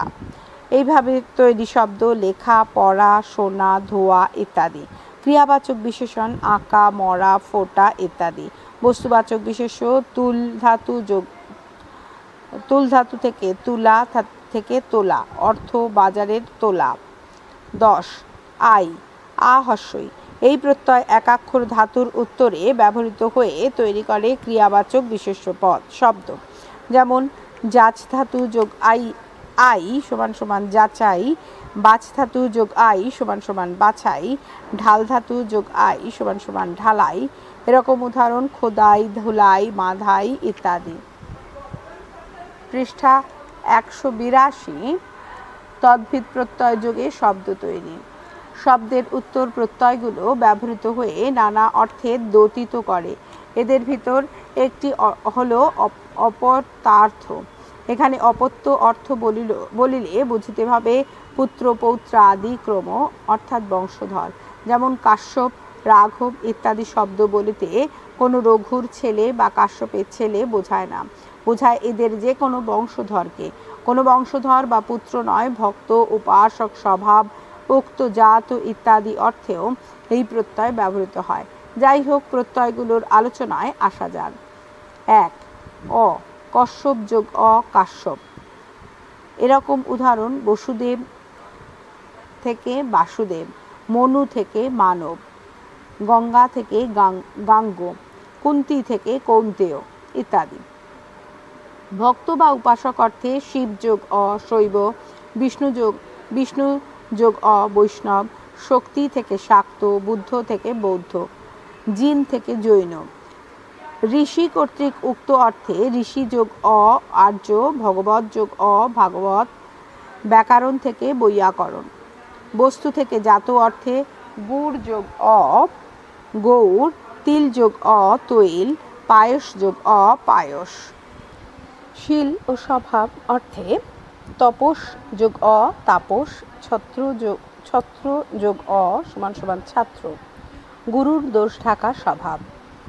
সম্পর্কিত সম্বন্ধীয় পৃথিবী যোগ অ পার্থিব, বিধি থেকে এরকমভাবে বৈধ, অনু থেকে আনব, বস্তু থেকে বাস্তব, সুরভি থেকে সৌরভ। অবস্থা সূচক শিশু থেকে শৈশব, কিশোর থেকে কৈশোর, যুবক থেকে যৌবন, বিদ্যা থেকে বৈদ্য। 2. আয়ন। বিশেষ্য শব্দের উত্তরে অপত্যার্থে এই প্রত্যয়ের ব্যবহার দেখা যায়। যেমন নর যোগ আয়ন নারায়ণ, অর্থ নর ঋষির পুত্র। বৎস যোগ আয়ন বাৎসায়ন, দ্বীপ থেকে দ্বৈপায়ন, দ্বীপে জন্ম যার। 3. হস্যই। এই প্রত্যয়টিও অপত্যার্থে বিশেষ্য শব্দের উত্তরে ব্যবহৃত হয়। যেমন দশরথ যোগ ই দাশরথী, সুমিত্রা থেকে সৌমিত্রী, অর্জুন থেকে আর্জুনী, রাবণ থেকে রাবণী, পর্বত থেকে পার্বতী স্ত্রীলিঙ্গে, হ্যাঁ, এবং গর্গ থেকে গার্গী স্ত্রীলিঙ্গ। 4. ইক। বিশেষ্য শব্দের উত্তরে এটি ব্যবহৃত হয় বিশেষ কয়েকটি অর্থবোধক হয়ে। সেই অর্থগুলো হলো সময়, ব্যবসা, আচরণ, শীল এবং তার সঙ্গে জানে বা অধ্যয়ন করে তা বোঝাতে। যেমন ক জানেন এই অর্থে, তর্ক যোগ ই তার্কিক, যিনি তর্কশাস্ত্র জানেন। পৃষ্ঠা 183। এরকম অর্থে ন্যায় থেকে নৈয়ায়িক, বেদান্ত থেকে বৈদান্তিক, বিজ্ঞান থেকে বৈজ্ঞানিক। খ সম্বন্ধ বোঝাতে সমাজ থেকে সামাজিক, দেহ থেকে দৈহিক, অঙ্গ থেকে আঙ্গিক, ইহা থেকে ঐহিক, সমুদ্র থেকে সামুদ্রিক, নগর থেকে নাগরিক ইত্যাদি। গ সময় বোঝাতে বর্ষ থেকে বার্ষিক, দিন থেকে দৈনিক, মাস থেকে মাসিক, সময় থেকে সাময়িক ইত্যাদি। ঘ ব্যবসা পেশা অর্থে নৌ যোগ ইক নাবিক। ও আচরণ অর্থে ধর্ম থেকে ধার্মিক। চ পেটুকতার আসক্তি অর্থে উদর থেকে ঔদরিক। বাংলা ভাষায় এই প্রত্যয়ের ব্যবহার প্রচুর। রবীন্দ্র থেকে রাবীন্দ্রিক যেমন আছে, তেমনি অসংস্কৃত শব্দেও ব্যবহার দেখা যায়। যেমন শহর থেকে শাহরিক, ইসলাম থেকে ইসলামিক। 5. ইতো। এই প্রত্যয় বিশেষ্য শব্দের উত্তরে যুক্ত হয়ে যে বিশেষণ পদটি তৈরি করে তা জাত অর্থটির দ্যোতক। যেমন অঙ্কুরিত, পল্লবিত, পুলকিত, রোমাঞ্চিত, লজ্জিত, গঠিত, কলঙ্কিত ইত্যাদি। যোগটা এইভাবেই হয়, অঙ্কুর যোগ ইত অঙ্কুরিত। 6. ইন থেকে বিন। বিশেষ্য শব্দের উত্তরে এই প্রত্যয় যোগ। অস্তি বা আছে এই অর্থকে প্রকাশ করে তৈরি হয় শব্দটি। কর্তৃকারকে একবচনে পুংলিঙ্গ ইন এর জায়গায় দীর্ঘইকার এবং বিনের জায়গায় বয় দীর্ঘই হয়। ইনি ও বিনি যোগে হয় স্ত্রীলিঙ্গ। যেমন মান যোগ ইন সমান সমান মানি, স্ত্রী হচ্ছে মানিনী, মান আছে এই অর্থে। অনুরূপ দৃষ্টান্ত পক্ষ থেকে পক্ষী, স্ত্রী হচ্ছে পক্ষিনী। আরও উদাহরণ কর থেকে করি, রোগ থেকে রোগী রোগিনী, মৃণাল থেকে মৃণালিনী, হস্ত থেকে হস্তি হস্তিনী। বিন এর উদাহরণ মেধা যোগ বিন মেধাবী বা মেধাবিনী, মায়া থেকে মায়াবী মায়াবিনী, তপস থেকে তপস্বী তপস্বিনী ইত্যাদি। 7 ইমা বিশেষণ শব্দের উত্তরে এই প্রত্যয় যোগে ভাবের অর্থ প্রকাশ করে এবং তৈরি করে বিশেষ্য শব্দ। যেমন মধুর ভাব মধুর যোগ ইমা মধুরিমা, নীলের ভাব নীল যোগ ইমা নীলিমা, শ্যামল থেকে শ্যামলিমা, রক্ত থেকে রক্তিমা। 8 ইল যোগ ল, ইল থেকে ল বিশেষ্য শব্দের উত্তরে এই প্রত্যয়ের প্রয়োগে এটা আছে এই অর্থ দ্যোতিত করে। যেমন ফেন যোগ ইলো ফেনিলো, পঙ্ক যোগ ইলো পঙ্কিলো, জটা যোগ ইলো জটিল, পিচ্ছি যোগ ইলো পিচ্ছিল, আঠা যোগ ল আঠালো, মাংস যোগ ল মাংসলো, শ্রী যোগ ল শ্রীল ইত্যাদি। 9 ইন দীর্ঘই দন্তে নয় হসন্ত বিবিধ অর্থে বিশেষ্য শব্দের উত্তরে এই প্রত্যয় যুক্ত হয়। যেমন কুল যোগ ইন কুলীন কুলে জাত। অনুরূপ দৃষ্টান্ত প্রাচ যোগ ইন প্রাচীন, গ্রাম যোগ ইন গ্রামীণ, সর্বজন যোগ ইন সর্বজনীন, অভ্যন্তর যোগ ইন অভ্যন্তরীণ। 10 ইয় তত্র জাত তদ্বিষয় পদা ইত্যাদি অর্থ বোঝাতে বিশেষ্য শব্দের উত্তরে এই প্রত্যয়ের যোগ হয়। পদটি তৈরি হওয়ার পরে হয় বিশেষণ। যেমন দেশ যোগ ঈশো দেশীয় দেশে জাত, ধর্ম থেকে ধর্মীয়, বায়ু থেকে বায়বীয়, ভারত থেকে ভারতীয়, জল থেকে জলীয়, রবিবাসর থেকে রবিবাসরীয় ইত্যাদি। পৃষ্ঠা 184। আরও তদ্ভিদ প্রত্যয়। এক হচ্ছে টে ব্র্যাকেটে ওটিয়া, অ টয় হস্যই অন্ত্যস্ত আকার অটিয়া ব্র্যাকেট ক্লোজ, তারপর টিয়া। এই প্রত্যয়টি বিশেষ্য শব্দে যুক্ত হয়ে শব্দটিকে রূপান্তরিত করে বিশেষণে। যেমন ধোঁয়া থেকে ধোঁয়াটিয়া বা ধোঁয়াটে। এই পদ্ধতিতে অনেক শব্দ পাওয়া যায়। যেমন ভাড়া থেকে ভাড়াটিয়া, তার থেকে ভাড়াটে। এবং এইভাবে রোগাটে ঝগড়াটে খ্যাপাটে তামাটে ঘোলাটে লম্বাটে বখাটে ইত্যাদি শব্দ তৈরি হয়েছে। 2 আই এই প্রত্যয় বিশেষ্য ও বিশেষণ উভয়ের ওপরেই প্রযুক্ত হয় এবং শব্দটি বিশেষ্যকে বিশেষণে এবং বিশেষণকে বিশেষ্যে রূপান্তরিত করে। যেমন বড় থেকে বড়াই, চোর থেকে চোরাই, মিঠা থেকে মিঠাই, মোগল থেকে মোগলাই, বামুন থেকে বামনাই ইত্যাদি।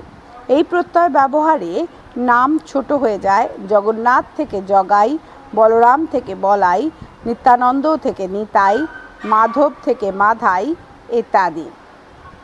3 আউয়া, আ হস্য অন্ত্যস্ত আকার ব্র্যাকেটে অভিশ্রুতিতে ওয়া, ও অন্ত্যস্ত আকার ব্র্যাকেট ক্লোজ, উয়া অভিশ্রুতিতে ও। এই প্রত্যয় বিশেষ্য শব্দের উত্তরে ব্যবহৃত হয় এবং তৈরি করে বিশেষণ শব্দ। যেমন ঘর যোগ উয়া ঘরোয়া। এইভাবে ঘা থেকে ঘেও, গা থেকে গেঁয়ো, টাক থেকে টেকো, ভাত থেকে ভেতো, মাঠ থেকে মেঠো, দাঁত থেকে দেঁতো, ছাদ থেকে ছেঁদো, মাছ থেকে মেছো ইত্যাদি। 4 আনি জল বা জলীয় ভাব অর্থে এই প্রত্যয় ব্যবহৃত হয়। যেমন নাক যোগ আনি নাকানি, চোপ যোগ আনি চোবানি ইত্যাদি।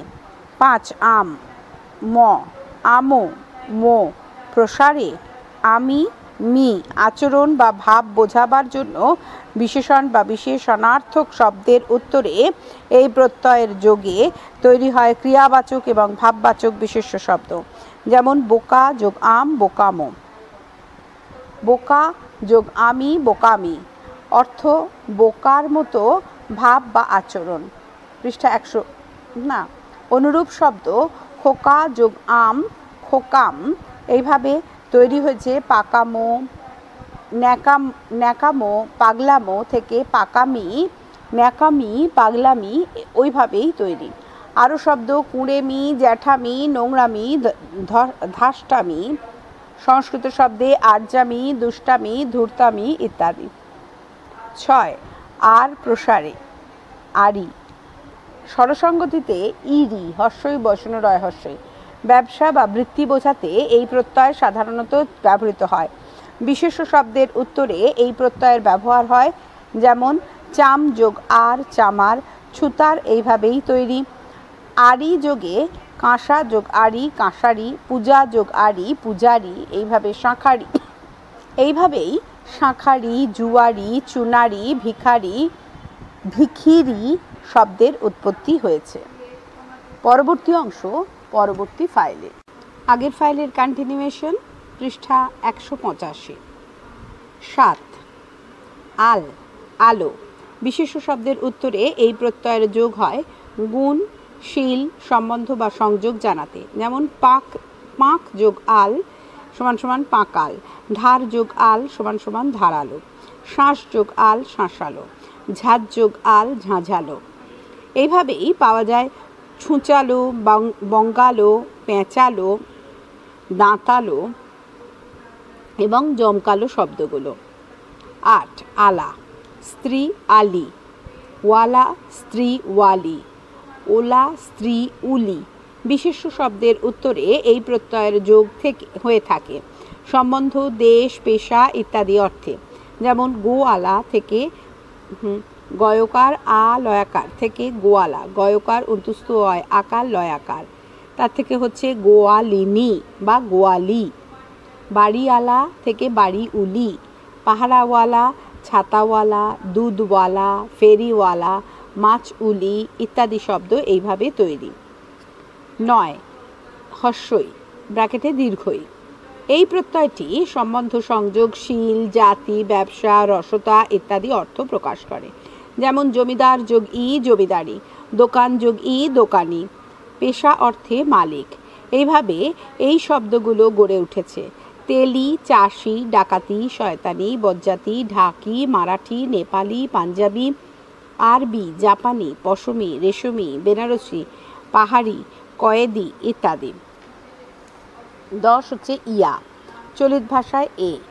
তজ্জাতীয়, তদ্দেশীয়, তৎসদৃশ্য, স্বভাব, বৃত্তি ও সম্বন্ধ বোঝাতে এই প্রত্যয়ের ব্যবহার দেখা যায় বিশেষ্য শব্দের উত্তরে, যেমন জাল, জালিয়া, জেলে।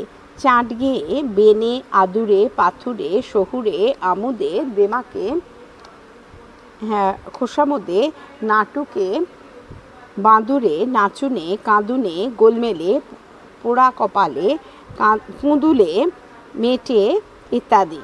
বিদেশি তদ্ভিদ প্রত্যয়। বাংলা ভাষায় আমরা বিদেশি তদ্ভিদ প্রত্যয় বলতে অবশ্য সেই প্রত্যয়গুলোকেই বুঝি যা বা ফরাসি ও আরবি শব্দের ভেতর দিয়ে আমাদের ভাষায় এসেছে। অন্য কোনো ভাষার তদ্ভিদ প্রত্যয় আমাদের ভাষায় পাওয়া যায় না। পৃষ্ঠা 186। 1 আনা, আনি। অভ্যাস, আচরণ ও শীল অর্থে ব্যবহৃত হয়, যেমন বাবুয়ানা, বাবুয়ানা, বাবু বয়াকার বয়হস্য আ দন্তে নয়াকার, তার থেকে হচ্ছে বাবুয়ানা, বয়াকার বয়হস্য অন্তুস্থ একার দন্তে নয়াকার, বাবু আনি। এরকমভাবে সাহেবিয়ানা, হিন্দুয়ানি, মুন্সিয়ানা, গরিবিয়ানা ইত্যাদি। 2 আন, আছে এই অর্থে প্রযুক্ত হয়, যেমন দারোয়ান, পালোয়ান, গদিয়ান ইত্যাদি। 3 খানা, স্থান, আগার ও দোকান অর্থে ব্যবহৃত, যেমন পিলখানা, চিড়িয়াখানা, বৈঠকখানা, ডাক্তারখানা, মুদিখানা, ছাপাখানা, কসাইখানা, গোসলখানা ইত্যাদি। 4 খোর, নিন্দাসূচক আসক্তি অর্থে, যেমন গাঁজাখোর, আফিমখোর, চশমখোর, চণ্ডুখোর ইত্যাদি। 5 গড়, যে করে বা গড়ে এই অর্থে, যেমন বাজিকর থেকে বাজিগর, কারিগর ইত্যাদি। 6 চা, চি। এটি তুর্কি ভাষার প্রত্যয়। ক আধার অর্থে নলিচা, গালিচা ইত্যাদি। খ ব্যবসায়ী বা কর্মী বোঝাতে বাবুর্চি, মশালচি, তবলচি, কলমচি, খাজাঞ্চি। 7 দান থেকে দানি, আধার অর্থে আতরদান, কলমদান, নস্যদান, বাতিদান, পাদানি ইত্যাদি। 8 ধারক বা কর্তা অর্থে বাজনদার, চৌকিদার, খরিদ্দার, ফৌজদার, দোকানদার, ছড়িদার। 9 নবিশ অভিজ্ঞ অর্থে শিক্ষানবিশ, নকলনবিশ, খাসনবিশ, মহলানবিশ, হিসাবনবিশ। 10 বাজ অভ্যস্ত অর্থে দাঙ্গাবাজ, ফুর্তিবাজ, ধাপ্পাবাজ, ফাঁকিবাজ, গুলবাজ, মামলাবাজ, চালবাজ, লাঠিবাজ ইত্যাদি। 11 গিরি বৃত্তি বা স্বভাব অর্থে কেরানিগিরি, বাবুগিরি, গোয়েন্দাগিরি, গুরুগিরি, দারোগাগিরি, নেতাগিরি ইত্যাদি। 12 বন্ধ বা বন্দি, বন্ধ বা গৃহীত অর্থে ইজারা বন্ধ, নজরবন্দি, পাকশবন্দি ইত্যাদি। 13 সই উপযুক্ত অর্থে মানানসই, দশাসই, লাগসই ইত্যাদি। অনুষঙ্গ থেকে তৈরি শব্দসমূহ। ধন্যাত্মক শব্দ। আমাদের বাংলা ভাষায় এমন অনেক আপাত তুচ্ছ শব্দ ব্যবহৃত হয় যেসব শব্দের সাধারণ বৈশিষ্ট্য এই যে সেগুলো তেমন কিছু আকর্ষক নয়, কিন্তু ব্যবহারের সময় কেবল নিজের ধ্বনি গৌরবেই তাদের আশ্চর্য সার্থকতা। এই ধরনের শব্দকে বলা হয় ধন্যাত্মক শব্দ। পৃষ্ঠা 187। অর্থহীন ধ্বনি সমবায়ে এরা তৈরি, কিন্তু প্রয়োগের সময় দেখা যায় অসংখ্য অর্থপূর্ণ শব্দে এরা স্রষ্টা। ধ্বনির এই শব্দগুলোর প্রাণ, তাই এরা নাম পেয়েছে ধন্যাত্মক শব্দ। ধন্যাত্মক শব্দের সাহায্যে আমাদের বিচিত্র রকমের ভাব স্পষ্ট করেই প্রকাশ পায়। এই জাতীয় কতকগুলো শব্দ হলো এই রকম: কনকনে, খিটখিটে, খলখল, খুক খুক, কিচকিচ, লিকলিকে, ড্যাবড্যাবে, তরাক, তিরেং, ফোঁস ইত্যাদি। এই শব্দগুলোর পরিচয় দিতে গিয়ে রবীন্দ্রনাথ বলেছেন, সৈন্যপদের পশ্চাতে যেমন একদল অনুযাত্রিক থাকে, তাহারা রীতিমত সৈন্য নহে, অথচ সৈন্যদের নানাবিধ প্রয়োজন সরবরাহ করে। ইহারাও বাংলার ভাষার পশ্চাতে সেইরূপ ঝাঁকে ঝাঁকে ফিরিয়া সহস্র কর্ম করিয়া থাকে, অথচ রীতিমতো শব্দ শ্রেণীতে ভর্তি হইয়া অভিধান করেন নিকট সম্মানপ্রাপ্ত হয় নাই। ইহারা অত্যন্ত কাজের, অথচ অখ্যাত, অজ্ঞাত। ধন্যাত্মক শব্দের বৈশিষ্ট্য এই যে এই শব্দগুলো কখনো কখনো নিছক ধ্বনির দ্যোতক হতে পারে, আবার নিজস্ব ধ্বনির সাহায্যে ভাবদ্যোতক বা রূপদ্যোতকও হতে পারে। উদাহরণ হিসেবে ঢিপ ধ্বনিটিকে বেছে নেওয়া যাক। গাছ থেকে তাল পড়ল ঢপ করে, বা পরে ঢিপ করল ইত্যাদি বলতে ঢিপ আওয়াজ বা ধ্বনি শোনা গেল। আবার ঢিপ করে প্রণাম করবার মধ্যেও ওই আওয়াজেরই এক ধ্বনি পাওয়া যায়। কিন্তু কারো বুকের ভেতরটা ঢিপ ঢিপ করতে থাকে, তখন কিন্তু আর আওয়াজ বা ধ্বনি বোঝায় না, বোঝায় এক অজানা আশঙ্কা। এখানে এই দ্বিরুক্ত ধন্যাত্মক শব্দটি নিছক ধ্বনি দ্যোতক নয়, এখানে এটি বিশেষ অনুভূতি বা ভাবের দ্যোতক। তাই রাগে টং হওয়া এবং ঘড়ির ঢং ঢং করে বাজার ভেতর পার্থক্য অনেকখানি। স্বীকার করতেই হয় ধন্যাত্মক শব্দের প্রকাশ ক্ষমতা একটু বেশি। এই ধন্যাত্মক শব্দ যদি দ্বিরুক্ত বা জোড়া হয় তাহলে তো কথাই নেই। রবীন্দ্রনাথ ভাব প্রকাশের এই অসাধারণ ক্ষমতার কথা স্বীকার করেছেন। তিনি লিখেছেন, অর্থবান শব্দের চেয়ে এরা স্পষ্ট করে মনে রেখাপাত করে। রবীন্দ্রনাথের এই বক্তব্যের সমর্থনে ধন্যাত্মক শব্দের কিছু নমুনা উদ্ধার করা গেল। অত শত আমরা জানতাম না। প্রাণ করে আই ঢাই, মা বলিতে প্রাণ করে আনচান, হেসে খল খল গে কল কল, তালে তালে দিব তালে, কর কর কর ডাকবে দেয়া, গুরু গুরু মেঘ গুমরি গুমরি, গরজে গগনে গগনে, রাত দিন থর থর কাঁপে পাতা পত্তর। পৃষ্ঠা 188।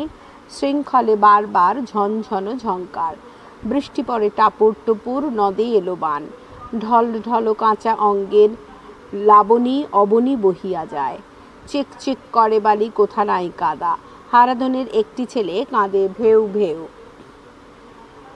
দুলিছে পবন শন শন বনবীথিকা, রিমঝিম শব্দে বরিশে। ধন্যাত্মক শব্দ আমাদের সাহিত্যে ও ভাষায় অজস্র। এগুলো বাংলা ভাষার নিজস্ব সম্পদ। এদের ব্যবহার কৌশলও নানা ধরনের। বেশিরভাগ সময়ই এরা অবশ্য ব্যবহার হয় বিশেষ রূপে, তবে ক্রিয়া হিসেবে এবং বিশেষ্য রূপে এদের ব্যবহারও কিন্তু কম নয়। কনকনে ঠান্ডা, কুচকুচে কালো, ধুধু নিঃসঙ্গতা, চঞ্চনে রোদ, ঝকঝকে রোদ্দুর, দগদগে ঘা, ফুটফুটে জ্যোৎস্না, এগুলোতে ধন্যাত্মক শব্দ ব্যবহৃত হয়েছে বিশেষণ হিসেবে। ক্রিয়া বিশেষণ হিসেবে ব্যবহৃত এই জাতীয় শব্দের নমুনা হলো উড়িছে মাছি ভনভনিয়ে, ঘুরছে লাঠি বনবনিয়ে। ক্রিয়াপদে ব্যবহারের নমুনা স্তনে দুধ টনটনায়, বুকটা ধরফরায় ইত্যাদি। বিশেষ্য পদ হিসেবেও এই ধন্যাত্মক পদ ব্যবহৃত হতে দেখা যায়, যেমন পাখির কিচিমিচি, পাতার খসখস, অস্ত্রের ঝনঝনি, লেখাপড়ার কচকচি ইত্যাদি। আগেই বলা হয়েছে এগুলোয় কোনো আভিধানিক অর্থ নেই, ব্যুৎপত্তিগত অর্থ এদের ভেতর খুঁজতে যাওয়া পণ্ডশ্রম। অথচ আমাদের অনুভূতিকে এরা যেভাবে প্রকাশ করতে পারে আর কেউ তা পারে না। রবীন্দ্রনাথ এর গুণপনা সম্পর্কে লিখেছেন, এই ধ্বনিগুলির সঙ্গে অনুভূতির কোনো শব্দগত মিল নেই, তবু এই নিরর্থক শব্দগুলির দ্বারা অনুভূতি যেমন স্পষ্ট ধারণা হয় এমন আর কিছুতেই হতে পারে না। অনুকার শব্দ একটি শব্দকে অনুকরণ করে তার পাশে একই ধ্বনি বিশিষ্ট একটি শব্দ যখন বসে তখনই অনুকার শব্দের সৃষ্টি হয়। এই জাতীয় পদে থাকে দুটি শব্দ, এক অংশ সার্থক, অপর অংশ তারই অনুকার বা বিকারজাত নিরর্থক। সবটা মিলিয়ে হলো একটি জোড়া শব্দ। আমাদের বাংলা ভাষায় এ জাতীয় শব্দ প্রচুর। আমরা অবিরাম মুখে মুখে নিত্য নতুন এরকম শব্দ তৈরি করে চলেছি, যেমন চুপচাপ, ফিটফাট, গোছগাছ, দোকান টোকান, বাজার টাজার, চাটা, মানুষ টানুষ, ডাগর ডোগর ইত্যাদি। পৃষ্ঠা 189 আগেই উল্লেখ করা গেছে, এই অনুকার শব্দদ্বৈতে এক অংশে অর্থ, অন্য অংশে নিরর্থকতা। এই সার্থক নিরর্থকের যোগে যে অর্থ প্রকাশিত হয় স্পষ্টার্থক জোড়া শব্দেও তা মেলে না। এটাই হলো এদের বৈচিত্র্য এবং চরিত্র। একটু খুঁটিয়ে দেখে অনুকার শব্দগুলোকে দুটি পৃথকভাবে ব্যাখ্যা করা যায়। এই ভাগে সার্থক শব্দের সঙ্গে নিরর্থক অনুকার আগে দেওয়া উদাহরণগুলো ওই জাতীয় অনুকার। এই জাতীয় আরও কিছু অনুকার শব্দের উদাহরণ আলুথালু, সাজগোজ, রান্নাবান্না, বইটই, মুড়িটুড়ি, মোটাসোটা, খেটে খুঁটে, রকম সকম ইত্যাদি। নিরর্থক শব্দ কখনো কখনো আবার আগেও বসে, যেমন অলিগলি। উল্লিখিত শব্দগুলো ছাড়াও আরও কিছু শব্দ আছে যারা এদের থেকে চরিত্র ধর্মে একটু আলাদা। এখানে জোড়া শব্দের অনুকার নিরর্থক শব্দকে কেবলই প্রথমাংশের ধ্বনির অনুকারী ঠিক বলা যায় না। এরা স্বভাবে কিঞ্চিত স্বতন্ত্র এবং অনেক সময়ই সার্থক শব্দের বিকৃত রূপ, যেমন কাপড় চোপড়, আলাপ সালাপ, হাঁড়িকুড়ি, ওলট পালট ইত্যাদি। শব্দদ্বৈত। শব্দদ্বৈত বলতে বোঝায় শব্দের বা পদের দ্বিত্ব, একই শব্দ বা পদের দুবার ব্যবহার। এই দ্বিত্ব নানাভাবে হতে পারে, বিশেষ্য, বিশেষণ, অসমাপিকা, সমাপিকা, ক্রিয়া ইত্যাদি সব রকমের শব্দ বা পদের দ্বিরুক্তি যোগে শব্দদ্বৈত হতে দেখা যায়। যেমন বাড়ি বাড়ি, ঘর ঘর, বড় বড়, ছোট ছোট, লাল লাল, ভালোই ভালোই, বনে বনে, কাঁদতে কাঁদতে, হাসতে হাসতে, মল মল, গেল গেল। শব্দ বা পদের দ্বিরুক্তি আরও নানাভাবে হয়। আগে যে ধন্যাত্মক এবং অনুকার শব্দের কথা আলোচনা করা গেছে তাদের অনেকটাই এই শব্দদ্বৈতের ভেতর পড়ে। শব্দদ্বৈতের প্রকারভেদ কত রকম হতে পারে তা এবার একটু একটু করে খতিয়ে দেখা যাক। ক, দ্বিরুক্তি ছাড়াও এক শ্রেণীর যুগ্ম শব্দকে শব্দদ্বৈত হিসেবে গণ্য করা হয়। এখানে যুগ্ম শব্দ বলতে বোঝায় জোড় মেলানো শব্দ বা জোড়া পদ। এই জোড়টি একই ভাষায় দুটি সমার্থক বা অনুরূপার্থক শব্দের বা পদের, কখনো কখনো একই ভাষা না হয়ে দুই ভাষারও হতে পারে। মোট কথা দুটি সমার্থক বা অনুরূপার্থক শব্দের যোগে এরা তৈরি। প্রথমটি যেমন মাথামুন্ডু, পাইক পেয়াদা, ধীরে সুস্থে, ভেবেচিন্তে, বলিয়ে কইয়ে ইত্যাদি। দুই ভাষার সমার্থক শব্দ দিয়ে শব্দদ্বৈতের নমুনা হলো রাজা বাদশাহ, ডাক্তার বদ্যি, লজ্জা সরম, বিদেশ বিভূই, চাকর নফর, শোরগোল ইত্যাদি। পৃষ্ঠা 190। খ, ঈষৎ অর্থে বা সাদৃশ্য বোঝাতে আমরা শব্দদ্বৈত ব্যবহার করি। যেমন ঘুম ঘুম চোখ, শীত শীত আবহাওয়া, লোকটিকে চেনা চেনা লাগছে, খেলার মাঠ আজ ফাঁকা ফাঁকা, আউশের ক্ষেত জলে ভরো ভরো, সূর্য ডুবু ডুবু, লোকটাকে চোর মনে হচ্ছে। শুধু সাদৃশ্য বা ঈষৎ অল্পতা নয়, এই ধরনের শব্দগুলো আরও অনেক ভাবকেই বুঝিয়ে দেয়। সেই ভাবগুলো হলো মৃদুতা, অসম্পূর্ণতা, অনিশ্চয়তা, আসন্নতা, নিরন্তরতা ইত্যাদি। রবীন্দ্রনাথের ভাষায় এই শব্দদ্বৈতে রয়েছে ভাব প্রকাশের রীতি এবং রয়েছে একটি ইশারার ভঙ্গি। এরা যতটা বলে তার চেয়ে আঙুল দিয়ে দেখিয়ে দেয় আরও বেশি। গ, পৌনঃপুনিকতা, নিরন্তরতা, আত্যন্তিকতা, পারস্পরিক ক্রিয়া ইত্যাদি। বিবিধ এবং বিশিষ্ট অর্থে একই পদে দ্বিরুক্তি চোখে পড়ে। অনেক সময় এতে মাঝখানে একটি আ স্বর আসে এবং শেষে একটি হর্ষই স্বরের যোগ হয়।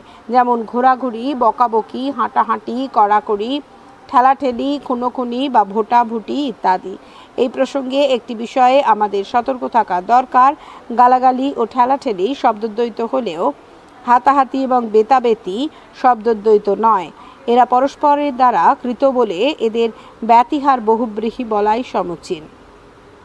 ঘ, দুটি অসমাপিকা ক্রিয়াপদকে দ্বিরুক্ত করে বা জুড়ে বাংলা ভাষায় ভাব প্রকাশের বিশেষ একটি বাহন তৈরি করা হয়।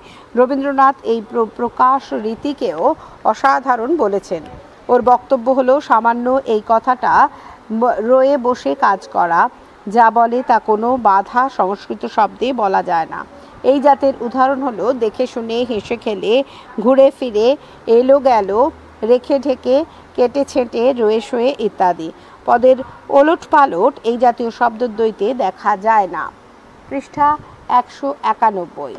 উ, অর্থের বিস্তার, ব্যাপকতা এবং সম্পূর্ণতা ইত্যাদি প্রকাশের জন্য শব্দদ্বৈত কখনো কখনো প্রায় সমার্থক শব্দে তৈরি হয়। যেমন আপদ বিপদ, হাঁক ডাক ইত্যাদি। রবীন্দ্রনাথ লিখেছেন, আপদ বিপদ সমষ্টিগত, এর মধ্যে নানা রকম দুর্যোগের আশঙ্কার সংকেত আছে। চ, দুটি বিপরীতার্থক যুগল শব্দকে নিয়েও শব্দদ্বৈত হতে দেখা যায়। যেমন মরণবাচন, দেনা পাওনা, দিন রাত, নাচন কোদন, ইতর ভদ্র, অগ্রপশ্চাৎ ইত্যাদি। ছ, বিভিন্ন অর্থ বহন করে এমন যুগল শব্দ দিয়েও শব্দদ্বৈত সৃষ্টি হয়। যেমন ভাত কাপড়, জামা কাপড়, দোয়াত কলম, আসমান জমিন, অন্ন বস্ত্র ইত্যাদি। বর্গীর জ, একই ভাষার একেবারে সমার্থক শব্দ দিয়েও শব্দদ্বৈত হয়। যেমন ঠাট্টা তামাশা, ছাই পাঁশ, ঝি চাকর, হাটবাজার, লজ্জা সরম ইত্যাদি। ঝ, ধন্যাত্মক শব্দ নিয়ে যে শব্দদ্বৈত হয় তারও আবার প্রয়োগগত রকম ফের আছে। এই শব্দদ্বৈত কখনো কখনো অব্যয়, কখনো আবার ক্রিয়া বিশেষণ হিসেবেও ব্যবহৃত হয়। কোথাও কোথাও এটাই সাধারণ নিয়ম, কিন্তু বাক্যে বিশেষ বিশেষ অর্থে নাম বিশেষণ এমনকি কখনো কখনো বিশেষ্য রূপেও ব্যবহার হতে দেখা যায়। তবে ভাব প্রকাশের দিক থেকে এই শব্দদ্বৈতের রূপ তিন রকমের। সেই তিনটি রূপ হলো এই রকম: এক, নিছক ধ্বনিদ্যোতক, খিলখিল হাসি, কুলুকুলু নদী প্রবাহ, চুকচুক করে দুধ খাওয়া, হু হু করে বাতাস প্রবাহ, ঘেউ ঘেউ কুকুরের ডাক, ভন ভন করে মাছি ওড়া, বো বো করে ঘোড়া, শীতে হি হি করে কাঁপা। দুই, বর্ণনা এবং রূপব্যঞ্জনা: গনগনে আগুন, সন্ধ্যার আগে ঝিলিমিলি ঝিলামের স্রোতখানি বাঁকা, টিম টিম করে প্রদীপ জ্বলে, চিকচিক করে বালি, ধপধপে সাদা, কুচকুচে কালো, মেঘলা থমথমে আকাশ, আগুনের লকলকে শিখা। তিন, ভাবদ্যোতক: ফ্যাল ফ্যাল করে তাকানো, রাগে রিরি করে ওঠা, গা ছমছম করে, দুরু দুরু বুক, ঘেন্নায় গা ঘিন ঘিন করা, শরীরটা ম্যাজ ম্যাজ করছে, মার দেওয়ার জন্য হাত নিষ্পিস করছে। পৃষ্ঠা 192। অনুশীলনী। প্রশ্ন 1, প্রত্যয় কাকে বলে? বাংলা ভাষায় কটি প্রত্যয় আছে? ধাতু ও শব্দের উত্তরে কোনটি ব্যবহৃত হয়? প্রশ্ন 2, কৃৎ প্রত্যয় কাকে বলে বুঝিয়ে বলো। কৃদন্ত শব্দ কোনগুলো? সংস্কৃত কৃৎ প্রত্যয়ের 5টি নমুনা দাও। সংস্কৃত কৃৎ প্রত্যয়গুলোর পেছনে অর্থের কোনো যোগ আছে কিনা বুঝিয়ে বলো। প্রশ্ন 3, বাংলা কৃৎ প্রত্যয় কোনগুলো? কয়েকটি উদাহরণ দাও। এই প্রত্যয়গুলোর মাধ্যমে বিশেষ কোনো অর্থ দ্যোতিত হয় কি না আলোচনা করে দেখাও। তদ্ভিদ প্রত্যয় কাকে বলে? তদ্ধিতান্ত কয়েকটি অর্থ কি? কথাটির অর্থ কি? সংস্কৃত তদ্ভিদ প্রত্যয় আমাদের ভাষায় কিভাবে ব্যবহৃত হয় উদাহরণ দিয়ে বুঝিয়ে দাও। ব্র্যাকেটে অন্তত 5টি। এই প্রত্যয়গুলো বিশেষ বিশেষ অর্থ বহন করে কি না দেখিয়ে দাও। প্রশ্ন 5, বাংলা তদ্ধিত কোনগুলো? এই ধরনের 5টি উদাহরণ দিয়ে বাংলা তদ্ধিতের পরিচয় দাও। প্রশ্ন 6, ধন্যাত্মক শব্দ কাকে বলে? উদাহরণ সহ এর বৈচিত্র্যগুলো বুঝিয়ে বলো। প্রশ্ন 7, অনুকার শব্দ কাকে বলে? অনুকার শব্দের সঙ্গে ধন্যাত্মক শব্দের পার্থক্য বুঝিয়ে বলো এবং উদাহরণ দাও। 8, শব্দদ্বৈত কতভাবে হয়? উদাহরণ সহ তা আলোচনা করো। 9, নিচের বিষয়গুলোর ওপর আলোকপাত করো। ক, সাদৃশ্য এবং ঈষৎ অল্পতা বোঝাতে শব্দদ্বৈতের ব্যবহার। খ, ধ্বনিদ্যোতক শব্দদ্বৈত। গ, বিপরীতার্থক শব্দযুগল। ঘ, বিভিন্ন অর্থ বহন করে এমন যুগল শব্দ। ঙ, অসমাপিকা ক্রিয়ার পদের সাহায্যে শব্দদ্বৈত।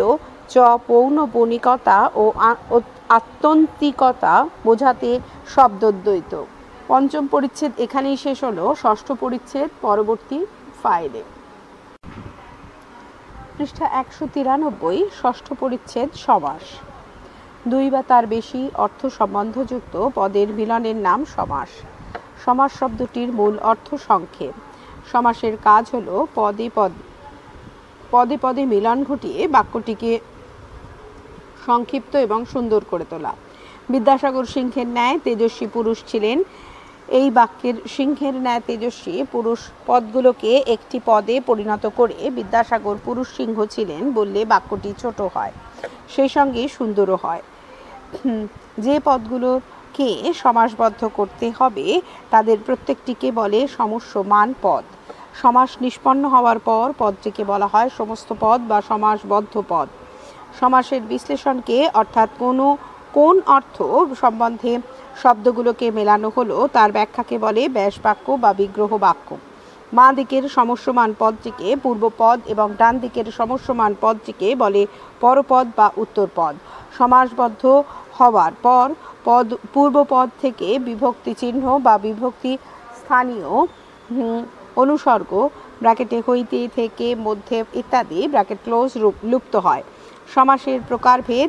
বাংলায় সমাস 5 রকমের: দ্বন্দ্ব, তৎপুরুষ, কর্মধারয়, দ্বিগু, বহুব্রীহি। কর্মধারয়কে তৎপুরুষের এবং দ্বিগুকে কর্মধারয়ের মধ্যে ধরলে সমাস প্রধানত হয় 3 রকমের: দ্বন্দ্ব, তৎপুরুষ, বহুব্রীহি। আমরা এখানে কিন্তু কর্মধারয়কে এবং দ্বিগুকে পৃথকভাবে ধরব। অব্যয় শব্দটি বাংলা ব্যাকরণ থেকে বাদ দেওয়ার জন্য অব্যয়ীভাব সমাসটিকেও বাদ দেওয়া হলো। সমাসে অর্থ প্রাধান্য। দ্বন্দ্ব সমাসে উভয় পদের অর্থই প্রধান।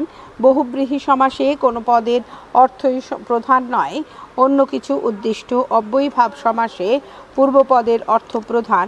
তৎপুরুষ, কর্মধারয় এবং দ্বিগু সমাসের পরপদ অর্থ প্রাধান্য পায়। বিস্তৃত নয়, সংক্ষেপে সমাসের শ্রেণী বিভাগগুলো দেখিয়ে দেওয়া হলো। দ্বন্দ্ব সমাস। দ্বন্দ্ব কথাটির অর্থ হলো যুগ্ম বা জোড়া এবং আর ও প্রভৃতি সংযোজক অব্যয় দ্বারা পরস্পর সম্পর্কিত 2 বা তারও বেশি বিশেষ্য বা বিশেষ্য স্থানীয় পদে যে মিলন বা সমাস হয় যাতে উভয় পদের অর্থই প্রধান হয় সেই সমাসকে বলা হয় দ্বন্দ্ব সমাস। পৃষ্ঠা 194, যেমন মা ও বাপ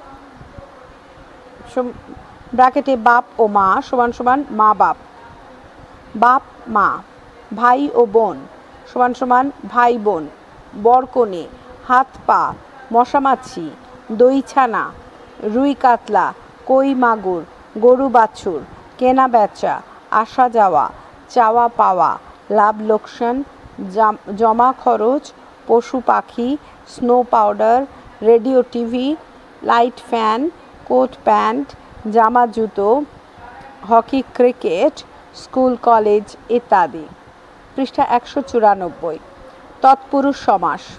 যে সমাসের পূর্বপদ থেকে কর্মবাচক, করণবাচক, নিমিত্তবাচক, অপাদানবাচক, অধিকরণবাচক এবং সম্বন্ধবাচক বিভক্তি চিহ্ন লোপ পায় এবং পরপদের অর্থ প্রধান রূপে প্রতীয়মান হয় সেই সমাসকে বলা হয় তৎপুরুষ সমাস।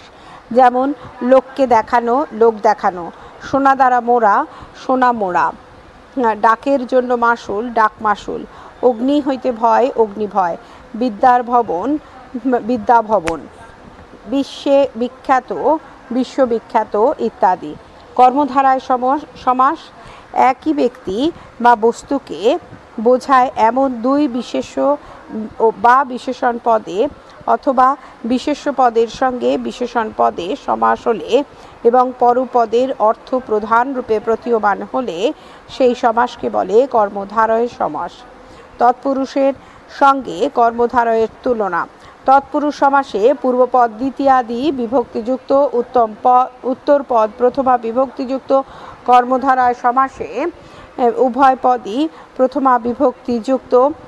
তৎপুরুষ সমাসে পূর্বপদ পরপদের কারক বা সম্বন্ধযুক্ত, সেখানে পূর্বপদ উত্তর পদের দ্বারা নিয়ন্ত্রিত হয়। কর্মধারয় সমাসে উভয় পদই একই বোধক, কেউ কারো দ্বারা নিয়ন্ত্রিত হয় না। পৃষ্ঠা 195। কর্মধারয় সমাসের বৈশিষ্ট্য: পূর্বপদ ও উত্তর পদ প্রথমা বিভক্তান্ত। পূর্বপদ সাধারণত বিশেষণ, উত্তর পদ সাধারণত বিশেষ্য হয়। সৎ যে জন, সজ্জন; পূর্ণ যে ভূমি, পূর্ণভূমি; অভেদ বোঝালে উভয় পদই বিশেষ্য হতে পারে। ঠাকুর যে দাদা, ঠাকুর দাদা। পৃষ্ঠা 195। আরও দৃষ্টান্ত: ভ্রমের ন্যায় কৃষ্ণ, ভ্রমর কৃষ্ণ; ভ্রমরের ন্যায় কৃষ্ণ, ভ্রমর কৃষ্ণ; তুষারের ন্যায় শুভ্র, তুষার শুভ্র; জলদের ন্যায় গম্ভীর, জলদ গম্ভীর; হস্তির মতো মূর্খ, হস্তি মূর্খ; হরিণের মতো চপল, হরিণ চপল; অরুণের ন্যায় রাঙা, অরুণ রাঙা; কুসুমের মতো পেলব, কুসুম পেলব ইত্যাদি। দ্বিগু সমাস। দয় হস্যই, গয় হস্যৌ। দ্বিগু সমাস সংখ্যাবাচক বিশেষণ পদের সঙ্গে বিশেষ্য পরপদের যে তৎপুরুষ সমাস হয় তাকে বলে দ্বিগু সমাস। দ্বিগু শব্দটির অর্থ দ্বি, দয় হস্যই সমান সমান দুই, এবং গো বিকার গু সমান সমান গরু, দুটি গরুর মূল্যে কেনা বস্তু। সংস্কৃতে এই অর্থেই দ্বিগু শব্দটির ব্যবহার হয় এবং তা থেকেই এই রকম সমাসের নামকরণ হয়েছে দ্বিগু সমাস। বহুব্রীহি: যে সমাসে সমস্যমান পদগুলোর কোনোটিরই অর্থ প্রধান না হয়ে উভয় পদ সম্মিলিতভাবে তৃতীয় কোনো বস্তু বা ব্যক্তিকে নির্দেশ করে সেই সমাসের নাম বহুব্রীহি সমাস। বহুব্রীহি শব্দটি হলো একটি সমাসবদ্ধ পদ। বহুব্রীহি আছে যার, সে বহুব্রীহি। বহুব্রীহি সমাস নিষ্পন্ন পদগুলো সাধারণত বিশেষণ হয়, সংজ্ঞা বোঝালে হয় বিশেষ্য। বহুব্রীহি সমাসে পূর্বপদটি বহু ক্ষেত্রে বিশেষণ হয়, তবে বিশেষ্য অন্য নামপদ, অব্যয় এবং সংখ্যাবাচক পদও হয়। নীল অম্বর যার, নীলাম্বর; গৌর অঙ্গ যার, গৌরাঙ্গ; নীলকণ্ঠ যার, নীলকণ্ঠ; কালো বরণ যার, কালো বরণ; ছিন্নতন্ত্রী যার, ছিন্নতন্ত্রী। এইভাবে গঠিত দীর্ঘ বাহু, হতভাগ্য, বুদ্ধ বায়ু, রুদ্ধ বায়ু, মহাশয় ইত্যাদি।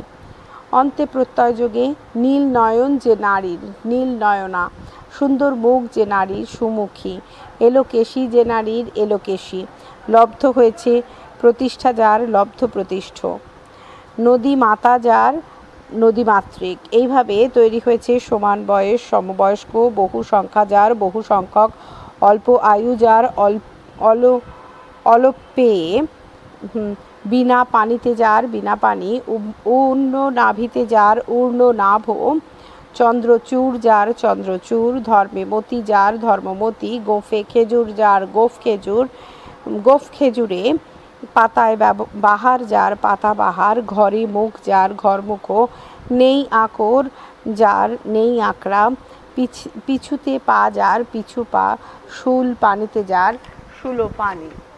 পৃষ্ঠা 196। চন্দ্রশিখরে যার, চন্দ্রশেখর; মকর চূড়ায় যার, মকরচূড়; শীর্ষে ইন্দু যার, শীর্ষেন্দু; ডম্বরু পানিতে যার, ডম্বরু পানি; আশিতে অর্থাৎ দাঁতে বিষ যার, আশি বিষ; পিনাক পানিতে যার পিনাক পানি, শশী শিখরে যার শশী শেখর, শশ অঙ্কে যার শশাঙ্ক, অস্ত্র পানিতে যার অস্ত্র পানি, বৃষের স্কন্ধের মতো স্কন্ধ যার বিষ স্কন্ধ, মৃগের নয়নের মতো নয়ন যার মৃগনয়না, বিম্বের মতো অধর যার বিম্বাধার, বিম্বের মতো অধর যার বিম্বাধরা, সোনার মতো উজ্জ্বল মুখ যার সোনামুখী। এরকম উদাহরণ হয়গ্রীব, কমললোচন, ক্ষুরধার, বাঁদরমুখ, দিলদরিয়া, কম্বুকণ্ঠ।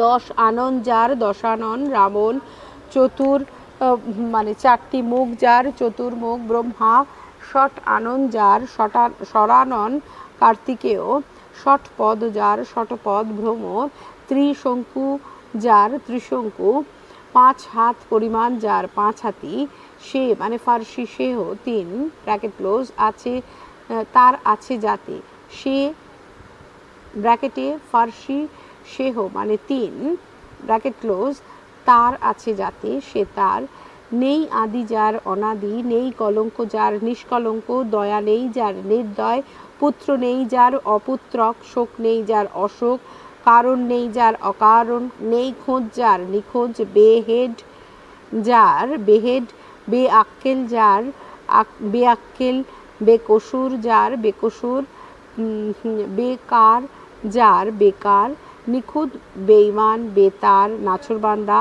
অনাথ, অমূল্য ইত্যাদি এইভাবে তৈরি হয়েছে। পুত্রের সহিত বর্তমান সপুত্রক, পত্নীর সঙ্গে বর্তমান সপত্নীক, এই ধরনের দৃষ্টান্ত সবুট, সলাজ, সকৃতজ্ঞ, সবিনয়, সকৌতুক, সকৌতূহল, সস্ত্রীক, সপরিবার, সবান্ধব, সশিষ্য, সশঙ্কা, সভক্তি, সবাক, সসংকোচ, সনাথ, সগোত্র, সশরীর, সতেজ, সসাগরা, সাগ্নিক, সপুত্র, সযত্ন, সজোর, সার্ধ, সক্রিয়, সস্নেহ, সশ্রদ্ধ ইত্যাদি। পৃষ্ঠা 197 অনুশীলনী। প্রশ্ন 1, সমাস কাকে বলে? সমাস ক প্রকার? প্রত্যেক প্রকারের নাম বলো। প্রশ্ন 2, সন্ধির সঙ্গে সমাসের পার্থক্য বিশ্লেষণ করো, উদাহরণ সহ বুঝিয়ে দাও। প্রশ্ন 3, উদাহরণ দিয়ে বুঝিয়ে দাও সমস্যমান পদ, পূর্বপদ, উত্তরপদ, ব্যাস বাক্য। প্রশ্ন 4, দ্বন্দ্ব সমাসের সংজ্ঞার্থ দিয়ে এই সমাসের প্রকৃতিটি বুঝিয়ে দাও। প্রশ্ন 5, তৎপুরুষ সমাস কাকে বলে? এই সমাসের এমনতর নামকরণের তাৎপর্য কী? প্রশ্ন 6, কর্মধারায় সমাসের সংজ্ঞা দাও, উদাহরণ দাও। প্রশ্ন 7, পার্থক্য নির্ণয় করো কর্মধারা এবং তৎপুরুষ সমাস, কর্মধারা এবং বহুব্রীহি সমাস। প্রশ্ন 8, বহুব্রীহি সমাসের সংজ্ঞার্থ লেখো। প্রশ্ন 9, অব্যয়ীভাব সমাসের বৈশিষ্ট্য নিয়ে উদাহরণ সহ আলোচনা করো। প্রশ্ন 10, নিচের পদগুলোর প্রত্যেকটিকে পূর্বপদ রূপে ব্যবহার করে সমাস তৈরি করো। অ, আ, অন, না, ফি, গর, গ বৈষ্ণরা, রাজা, গায়ে, মুখ। প্রশ্ন 11, নিচের পদগুলোর প্রত্যেকটিকে উত্তর পদ হিসেবে ব্যবহার করে সমাস তৈরি করো। রাজা, নাভি, মাতৃ, প্রতিজ্ঞা, জায়া, ধনু, গন্ধ। প্রশ্ন 12, ব্যাস বাক্য ভেঙে সমাসের নাম লেখো। রাজা উজির, প্রত্যক্ষ, তেলেভাজা, রাজপুত্র, হাসাহাসি, গ্রামান্তর, হৃষ্টপুষ্ট, তেমাথা, সস্ত্রীক, জীবন নদী, স্বাধীনতা দিবস, সাতকড়ি, বেগুন পোড়া, উর্ণনাভ, আসন্ধ্যা, পাগলা গারদ, ঘর পাতা, সেতার, ঢেকিচাটা, গরমিল, চিড়েচ্যাপ্টা, নয়ন কমল, সুখ দুঃখ, তারকেশ্বর, হাবাগোবা, ছেলে মেয়ে, রথ দেখা, হাতে লেখা, 8 হাতি, উপদ্বীপ, সিংহাসন অচেনা, তৈলসিক্ত, শক্ত সামর্থ্য, বাক্সবন্দী, প্রাণ পাখি। প্রশ্ন 13, নিচের পদগুলোকে সমাসবদ্ধ করো এবং সমাস নির্ণয় করো। যে মেয়ের হাসি সূচি, সে তুমি ও আমি, বৃষের মতো উন্নত স্কন্ধ যার, কুৎসিত আকার যার, শত অব্দ নবনীত এবং শোণিত শত অব্দ নবনীত ও কোমল কর্ণ পর্যন্ত সপ্তদিবসের সমাহার, বিদ্যার দ্বারা হীন, অন্যের পূর্বভাগ, বন্দোবস্তের অভাব, ভিক্ষার অভাব, গা ঢাকা দেয় যে, ফুটির মতো ফাটা, তীর ছোঁড়ে যে, জায়া ও পতি। ষষ্ঠ পরিচ্ছেদ এখানেই শেষ হলো। সপ্তম পরিচ্ছেদ পরবর্তী ফাইলে। পৃষ্ঠা 198। সপ্তম পরিচ্ছেদ বাক্য তৈরির শর্ত। 1. বাক্য তৈরির শর্ত।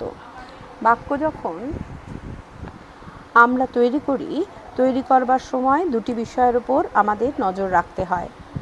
আমরা যখন বাক্য বলি সেই সময়ও গোচরে বা অগোচরে এই নিয়ম পালন করে চলি।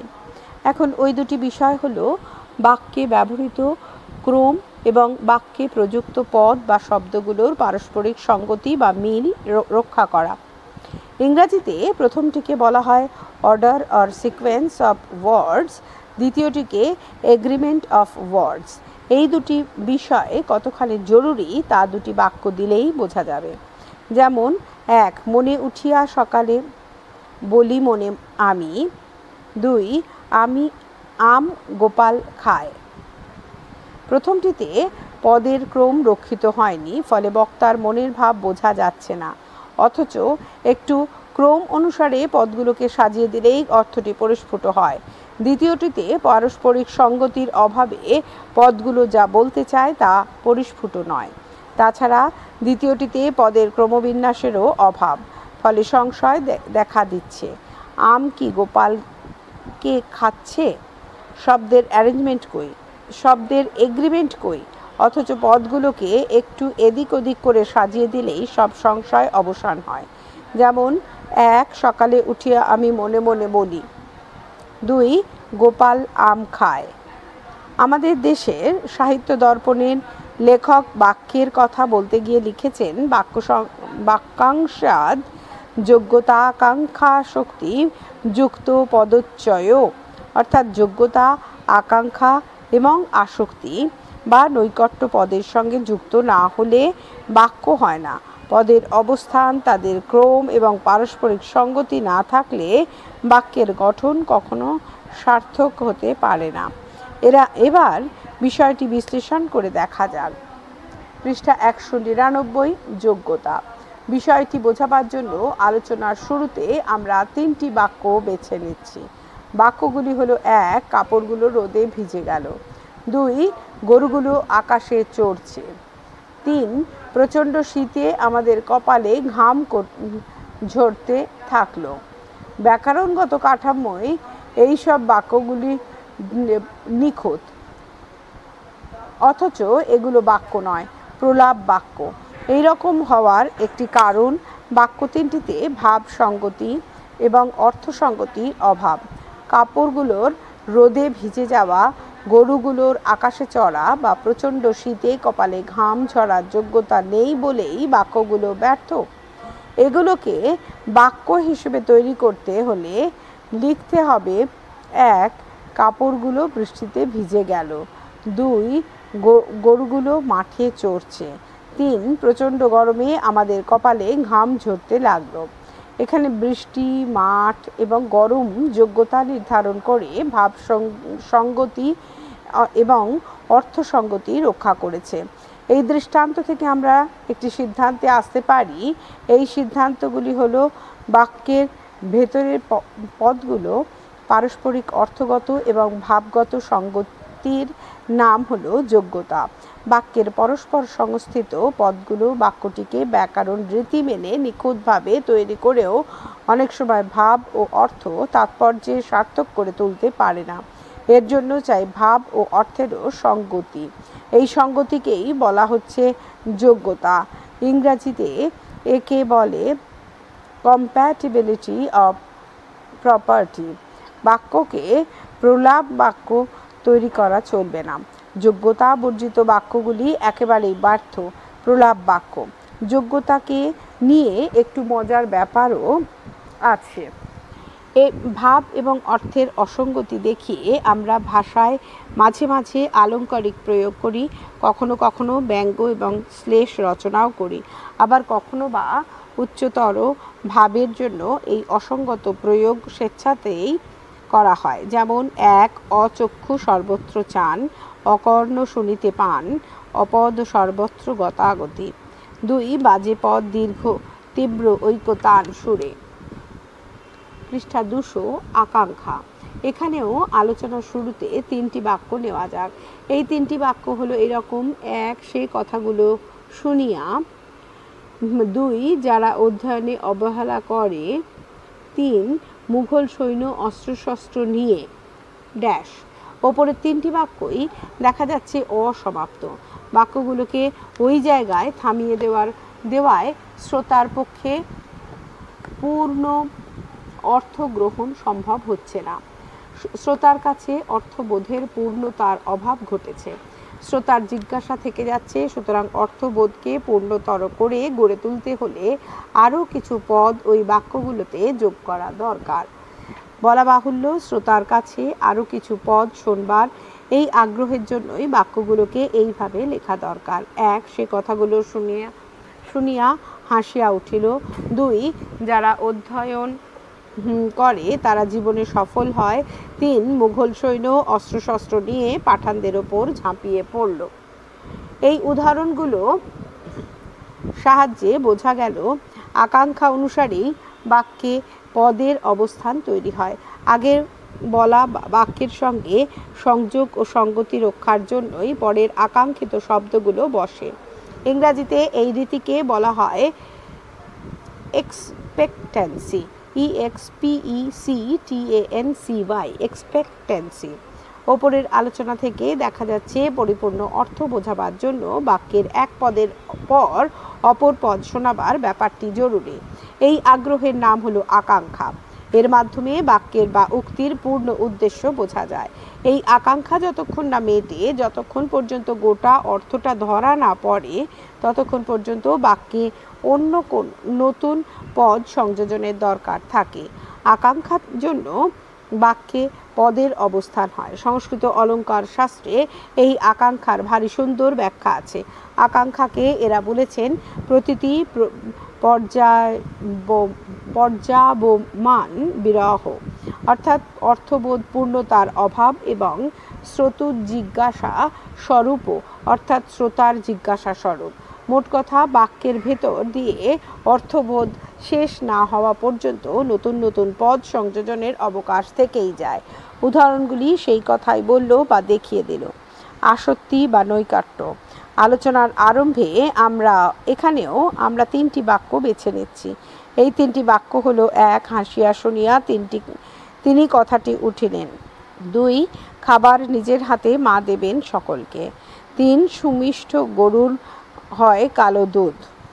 পৃষ্ঠা 201। বাক্য 3টিতে সব পদই আছে, তবে যা নেই তা হলো আসক্তি, অর্থাৎ পদ সংস্থানের শৃঙ্খলা। পূর্বাপর পদ সংস্থিত হলে বাক্যগুলো যেমন এলোমেলো হতো না, এমন নিরর্থক হতো না। পরস্পর সম্বন্ধে যুক্ত করে পূর্বাপর শৃঙ্খলায় সাজালে ওপরের বাক্যগুলোর চেহারা স্বাভাবিক হতো। আসক্তিহীন পদক্রমকে সাধারণত দূরন্বয় দয়হস্য বসনর দন্তে নয় বয় উন্তুস্ত দূরন্বয় বা দূরান্বয়ও বলা হয়। ওই কথা দুটির অর্থ হলো যার অন্বয় করা কঠিন বা দুঃসাধ্য বা দূরবর্তী। ওই কথা দুটির অর্থ হলো যার অন্বয় করা কঠিন বা দুঃসাধ্য বা দূরবর্তী। অন্বয়ে সিদ্ধ। বলা বাহুল্য, বাক্য রচনায় এই জাতীয় অভ্যাস সর্বৈব বর্জনীয়। ওপরের 3টি বাক্যই তাই ব্যাকরণ সিদ্ধ নয়। সিদ্ধ হতে হলে এদের এভাবে লিখতে হওয়া দরকার: 1, তিনি কথাটি শুনিয়া হাসিয়া উঠিলেন। 2, মা সকলকে নিজের হাতে খাবার দেবেন। 3, কালো গরুর দুধ সুমিষ্ট হয়। এখানে উল্লিখিত বাক্য 3টি পরীক্ষা করে বোঝা গেল বাক্য নির্মাণের শর্তে আসক্তি বা নৈকট্য খুবই জরুরি। আসক্তি ও নৈকট্য দুটি পৃথক শব্দ হলেও এরা সমার্থক। আসক্তি কথাটির মধ্যে যে অর্থ লুকিয়ে রয়েছে তা হলো পাশাপাশি থাকবার ভাব। অর্থ নিষ্পত্তির জন্য বাক্যের অন্তর্গত পদগুলো উদ্দেশ্য এবং বিধেয়ের ক্রম অনুসারে পরস্পর সম্বন্ধযুক্তভাবে পূর্বাপর সংস্থিত হওয়া দরকার। বাক্যের ভেতর পদসমূহের এই যথাযথ সংস্থাপনের নাম হলো আসক্তি। ইতিপূর্বে আমরা বাক্যে প্রযুক্ত শব্দ বা পদের ক্রম নিয়ে আলোচনা করেছি। ইংরেজিতে যাকে অর্ডার বা সিকোয়েন্স অফ ওয়ার্ডস বলে। এই জিনিসটা ঠিক তার অনুরূপ তাও বলা হয়েছে। মোট কথা, বাক্যের অর্থবোধের জন্য বাক্যের ভেতরের পদগুলোকে এমনভাবে সাজাতে হবে যাতে পরস্পরের সঙ্গে অস্তিত্ব বা সম্বন্ধযুক্ত পদ রক্ষিত হয় এবং ভাষার যে নিয়ম নেই সেই নিয়ম প্রযুক্ত হতে পারে। কাব্য রচনার ক্ষেত্রে কবিতার ভাষাতেও দূরন্বয় বা দূরান্বয়ের প্রয়োগ দেখা যায়। তবে কাব্য সৌন্দর্যের জন্য কবিদের এই অপরাধ মার্জনীয়। যেমন কি কৌশলে রাক্ষস ভরসা, ইন্দ্রজিৎ মেঘনাদ অজেয় জগতে, উর্মিলা বিলাসী নাসী ইন্দ্রেণী শঙ্কিলা। ব্র্যাকেটে মেঘনাদ বধ কাব্য মধুসূদন দত্ত, ব্র্যাকেট ক্লোজ। পৃষ্ঠা 202। এই প্রসঙ্গে আরও যে কথাটি মনে রাখা জরুরি তা হলো আসক্তি রক্ষার জন্য পদসমূহের মধ্যে ব্যাকরণ অনুমোদিত সঙ্গতি রাখা। অর্থগত এবং ব্যাকরণগত অপপ্রয়োগ অবশ্যই বন্ধ করা দরকার। তাই মেঘ থেকে জল পড়ল না লিখে মেঘ দিয়ে জল পড়ল কিংবা আমি এসেছিল, তুমি এলেন এবং সে যাব ইত্যাদি লেখা চলবে না। যার জন্য যে পদ এবং ক্রিয়া নির্দিষ্ট সেটাই ব্যবহার করতে হবে। বাক্যের শ্রেণী বিভাগ। গঠনগত বাক্য 3 রকম: 1 সরল বা সাধারণ বাক্য, সিম্পল সেন্টেন্স; 2 মিশ্র বা জটিল বাক্য, কমপ্লেক্স সেন্টেন্স; 3 যৌগিক বা সংযুক্ত বাক্য, কম্পাউন্ড সেন্টেন্স। সরল বাক্য: যে বাক্যে একটিমাত্র উদ্দেশ্য এবং একটিমাত্র বিধেয় সমাপিকা ক্রিয়া থাকে তাকে সরল বাক্য বলে। যেমন বৃষ্টি পড়ে, সে রোজ অফিসে যায়।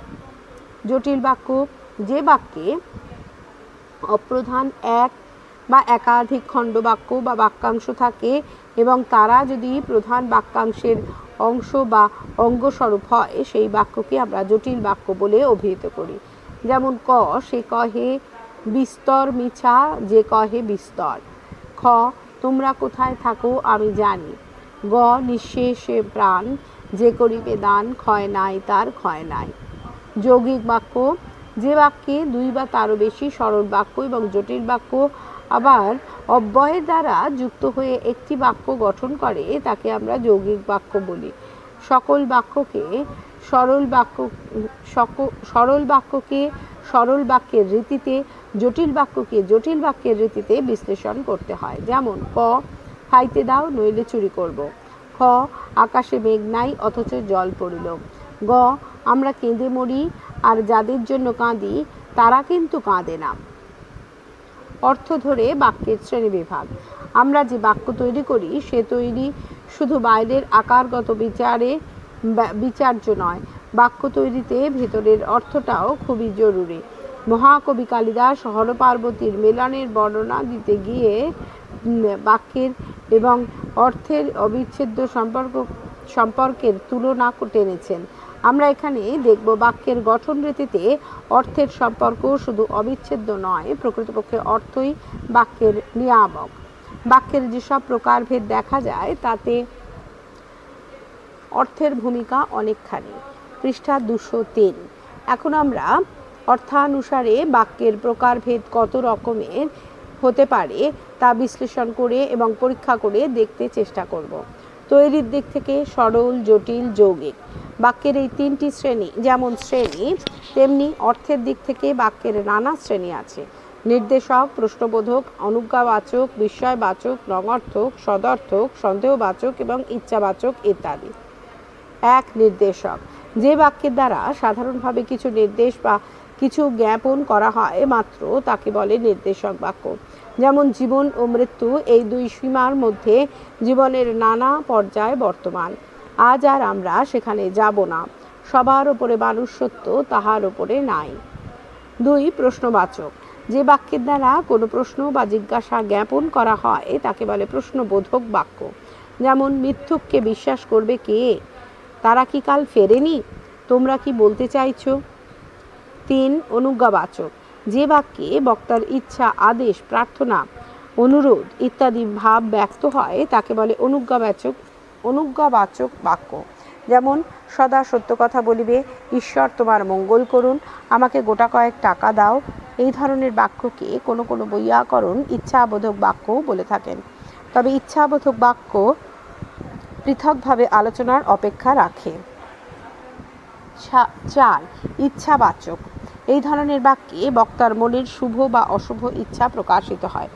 যেমন শয়তানের এই যাওয়াই যেন শেষ যাওয়া হয়, মহাশয়ের কল্যাণ হোক, বারবার ফিরে ফিরে আসুক তার জন্মদিন, সেই ভয়ঙ্কর সর্বনাশা দিন ইতিহাসে দূরবর্তী হোক, তোমারই হোক জয়। 5 সন্দেহবাচক। এই ধরনের বাক্যে বক্তব্য বিষয় সম্পর্কে কেমন যেন সন্দেহ, সংশয় বা অনুমানের ছায়া পড়ে।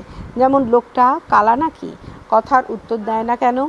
না, আর কেউ এত রাতে আসবে না, দাদা হয়তো শহরে গেছেন। 6 আবেগবাচক।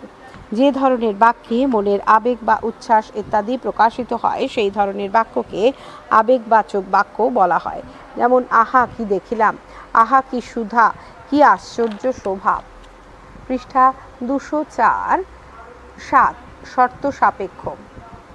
যে ধরনের বাক্যে কোনো নিয়ম, সংকেত বা শর্ত ইত্যাদি দ্যোতিত হয় সেই ধরনের বাক্যকে শর্ত সাপেক্ষ বাক্য বলা হয়। যেমন যদি ঠিকমতো পড়াশুনো করো তাহলে পরীক্ষায় পাশ করবে, যদি তুমি আমাদের বাড়িতে আসো তাহলে আমি তোমার বাড়ি যাব, কাজ করো নইলে পদত্যাগ করো, বৃষ্টি হলে গরম কমবে। 8 নঙার্থক। নঙার্থক বাক্য নির্দেশক বাক্যেরই না বোধক একটি প্রকার মাত্র। যেমন তিনি এখন কলকাতায় থাকেন না, নিয়তির বিধান কেউ অমান্য করতে পারে না, অলস ব্যক্তি জীবনে উন্নতি করতে পারে না। 9 সদর্থক। সদর্থক অথচ নির্দেশক বাক্যের অস্তর্থক একটি প্রকার হল সদর্থক বাক্য। যেমন সৎ ব্যক্তি সকলেরই বিশ্বাসভাজন হন, সকালে রৌদ্র, রাত্রিকালে জ্যোৎস্না পৃথিবীকে আলোকিত করে, পাখি আকাশে ওড়ে। 10 বিস্ময়বাচক। যে বাক্যে বিস্ময়, হর্ষ, শোক, ঘৃণা, করুণা, প্রশংসার ভাব প্রকাশ পায় তাকে বলে বিস্ময়বাচক শব্দ বাক্য, বিস্ময়বাচক বাক্য। যেমন আহা কি দেখিলাম, জন্ম জন্মান্তরেও ভুলিব না, ছি ছি তোমার মুখে এ কথা মানায় না, ওহো আমাদের দল 3 গোলে জিতেছে। পৃষ্ঠা 205 অনুশীলনী। প্রশ্ন 1 নিচের বাক্যগুলোর মধ্যে ভাব ও সঙ্গতি রক্ষিত হয়েছে কিনা দেখাও, ভুল থাকলে সংশোধন করো। ক ডাঙায় চড়ে রুই কাতলা।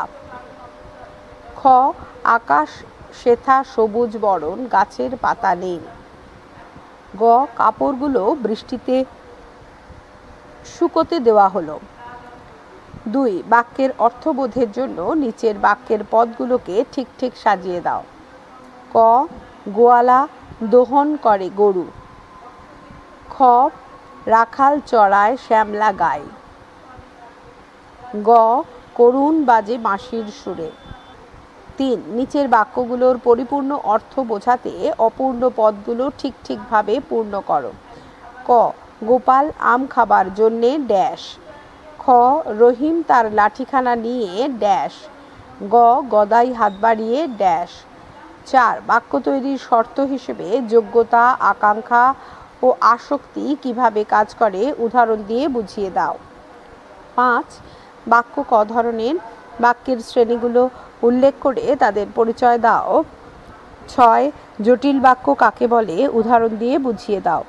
7 বাক্যের অর্থ ধরে কিভাবে শ্রেণী বিভাগ হয় তার পরিচয় দাও, ওই রকম 2টি শ্রেণীর উদাহরণ সহ পরিচয় দাও। 8 নিচের বাক্যগুলো উদাহরণ দাও। ইচ্ছাবাচক বাক্য, শর্ত সাপেক্ষ বাক্য, আবেগবাচক বাক্য, অনুজ্ঞাবাচক বাক্য, সন্দেহবাচক বাক্য এবং প্রশ্নবাচক বাক্য। প্রশ্ন 9, নিচের বাক্যগুলো কোন শ্রেণীতে পড়ে তা ব্যাখ্যা করে বুঝিয়ে দাও। ক, দাদা হয়তো শহরে গেছেন। খ, বাবা অফিস থেকে ফিরলে আমরা গড়ের মাঠে বেড়াতে যাব। গ, অলস লোক জীবনে উন্নতি করতে পারে না। ঘ, ঈশ্বর তোমার মঙ্গল করুন। উ, সবার উপরে মানুষ সত্য, তাহার উপরে নাই। সপ্তম পরিচ্ছেদ এখানেই শেষ হলো। অষ্টম পরিচ্ছেদ পরবর্তী ফাইলে।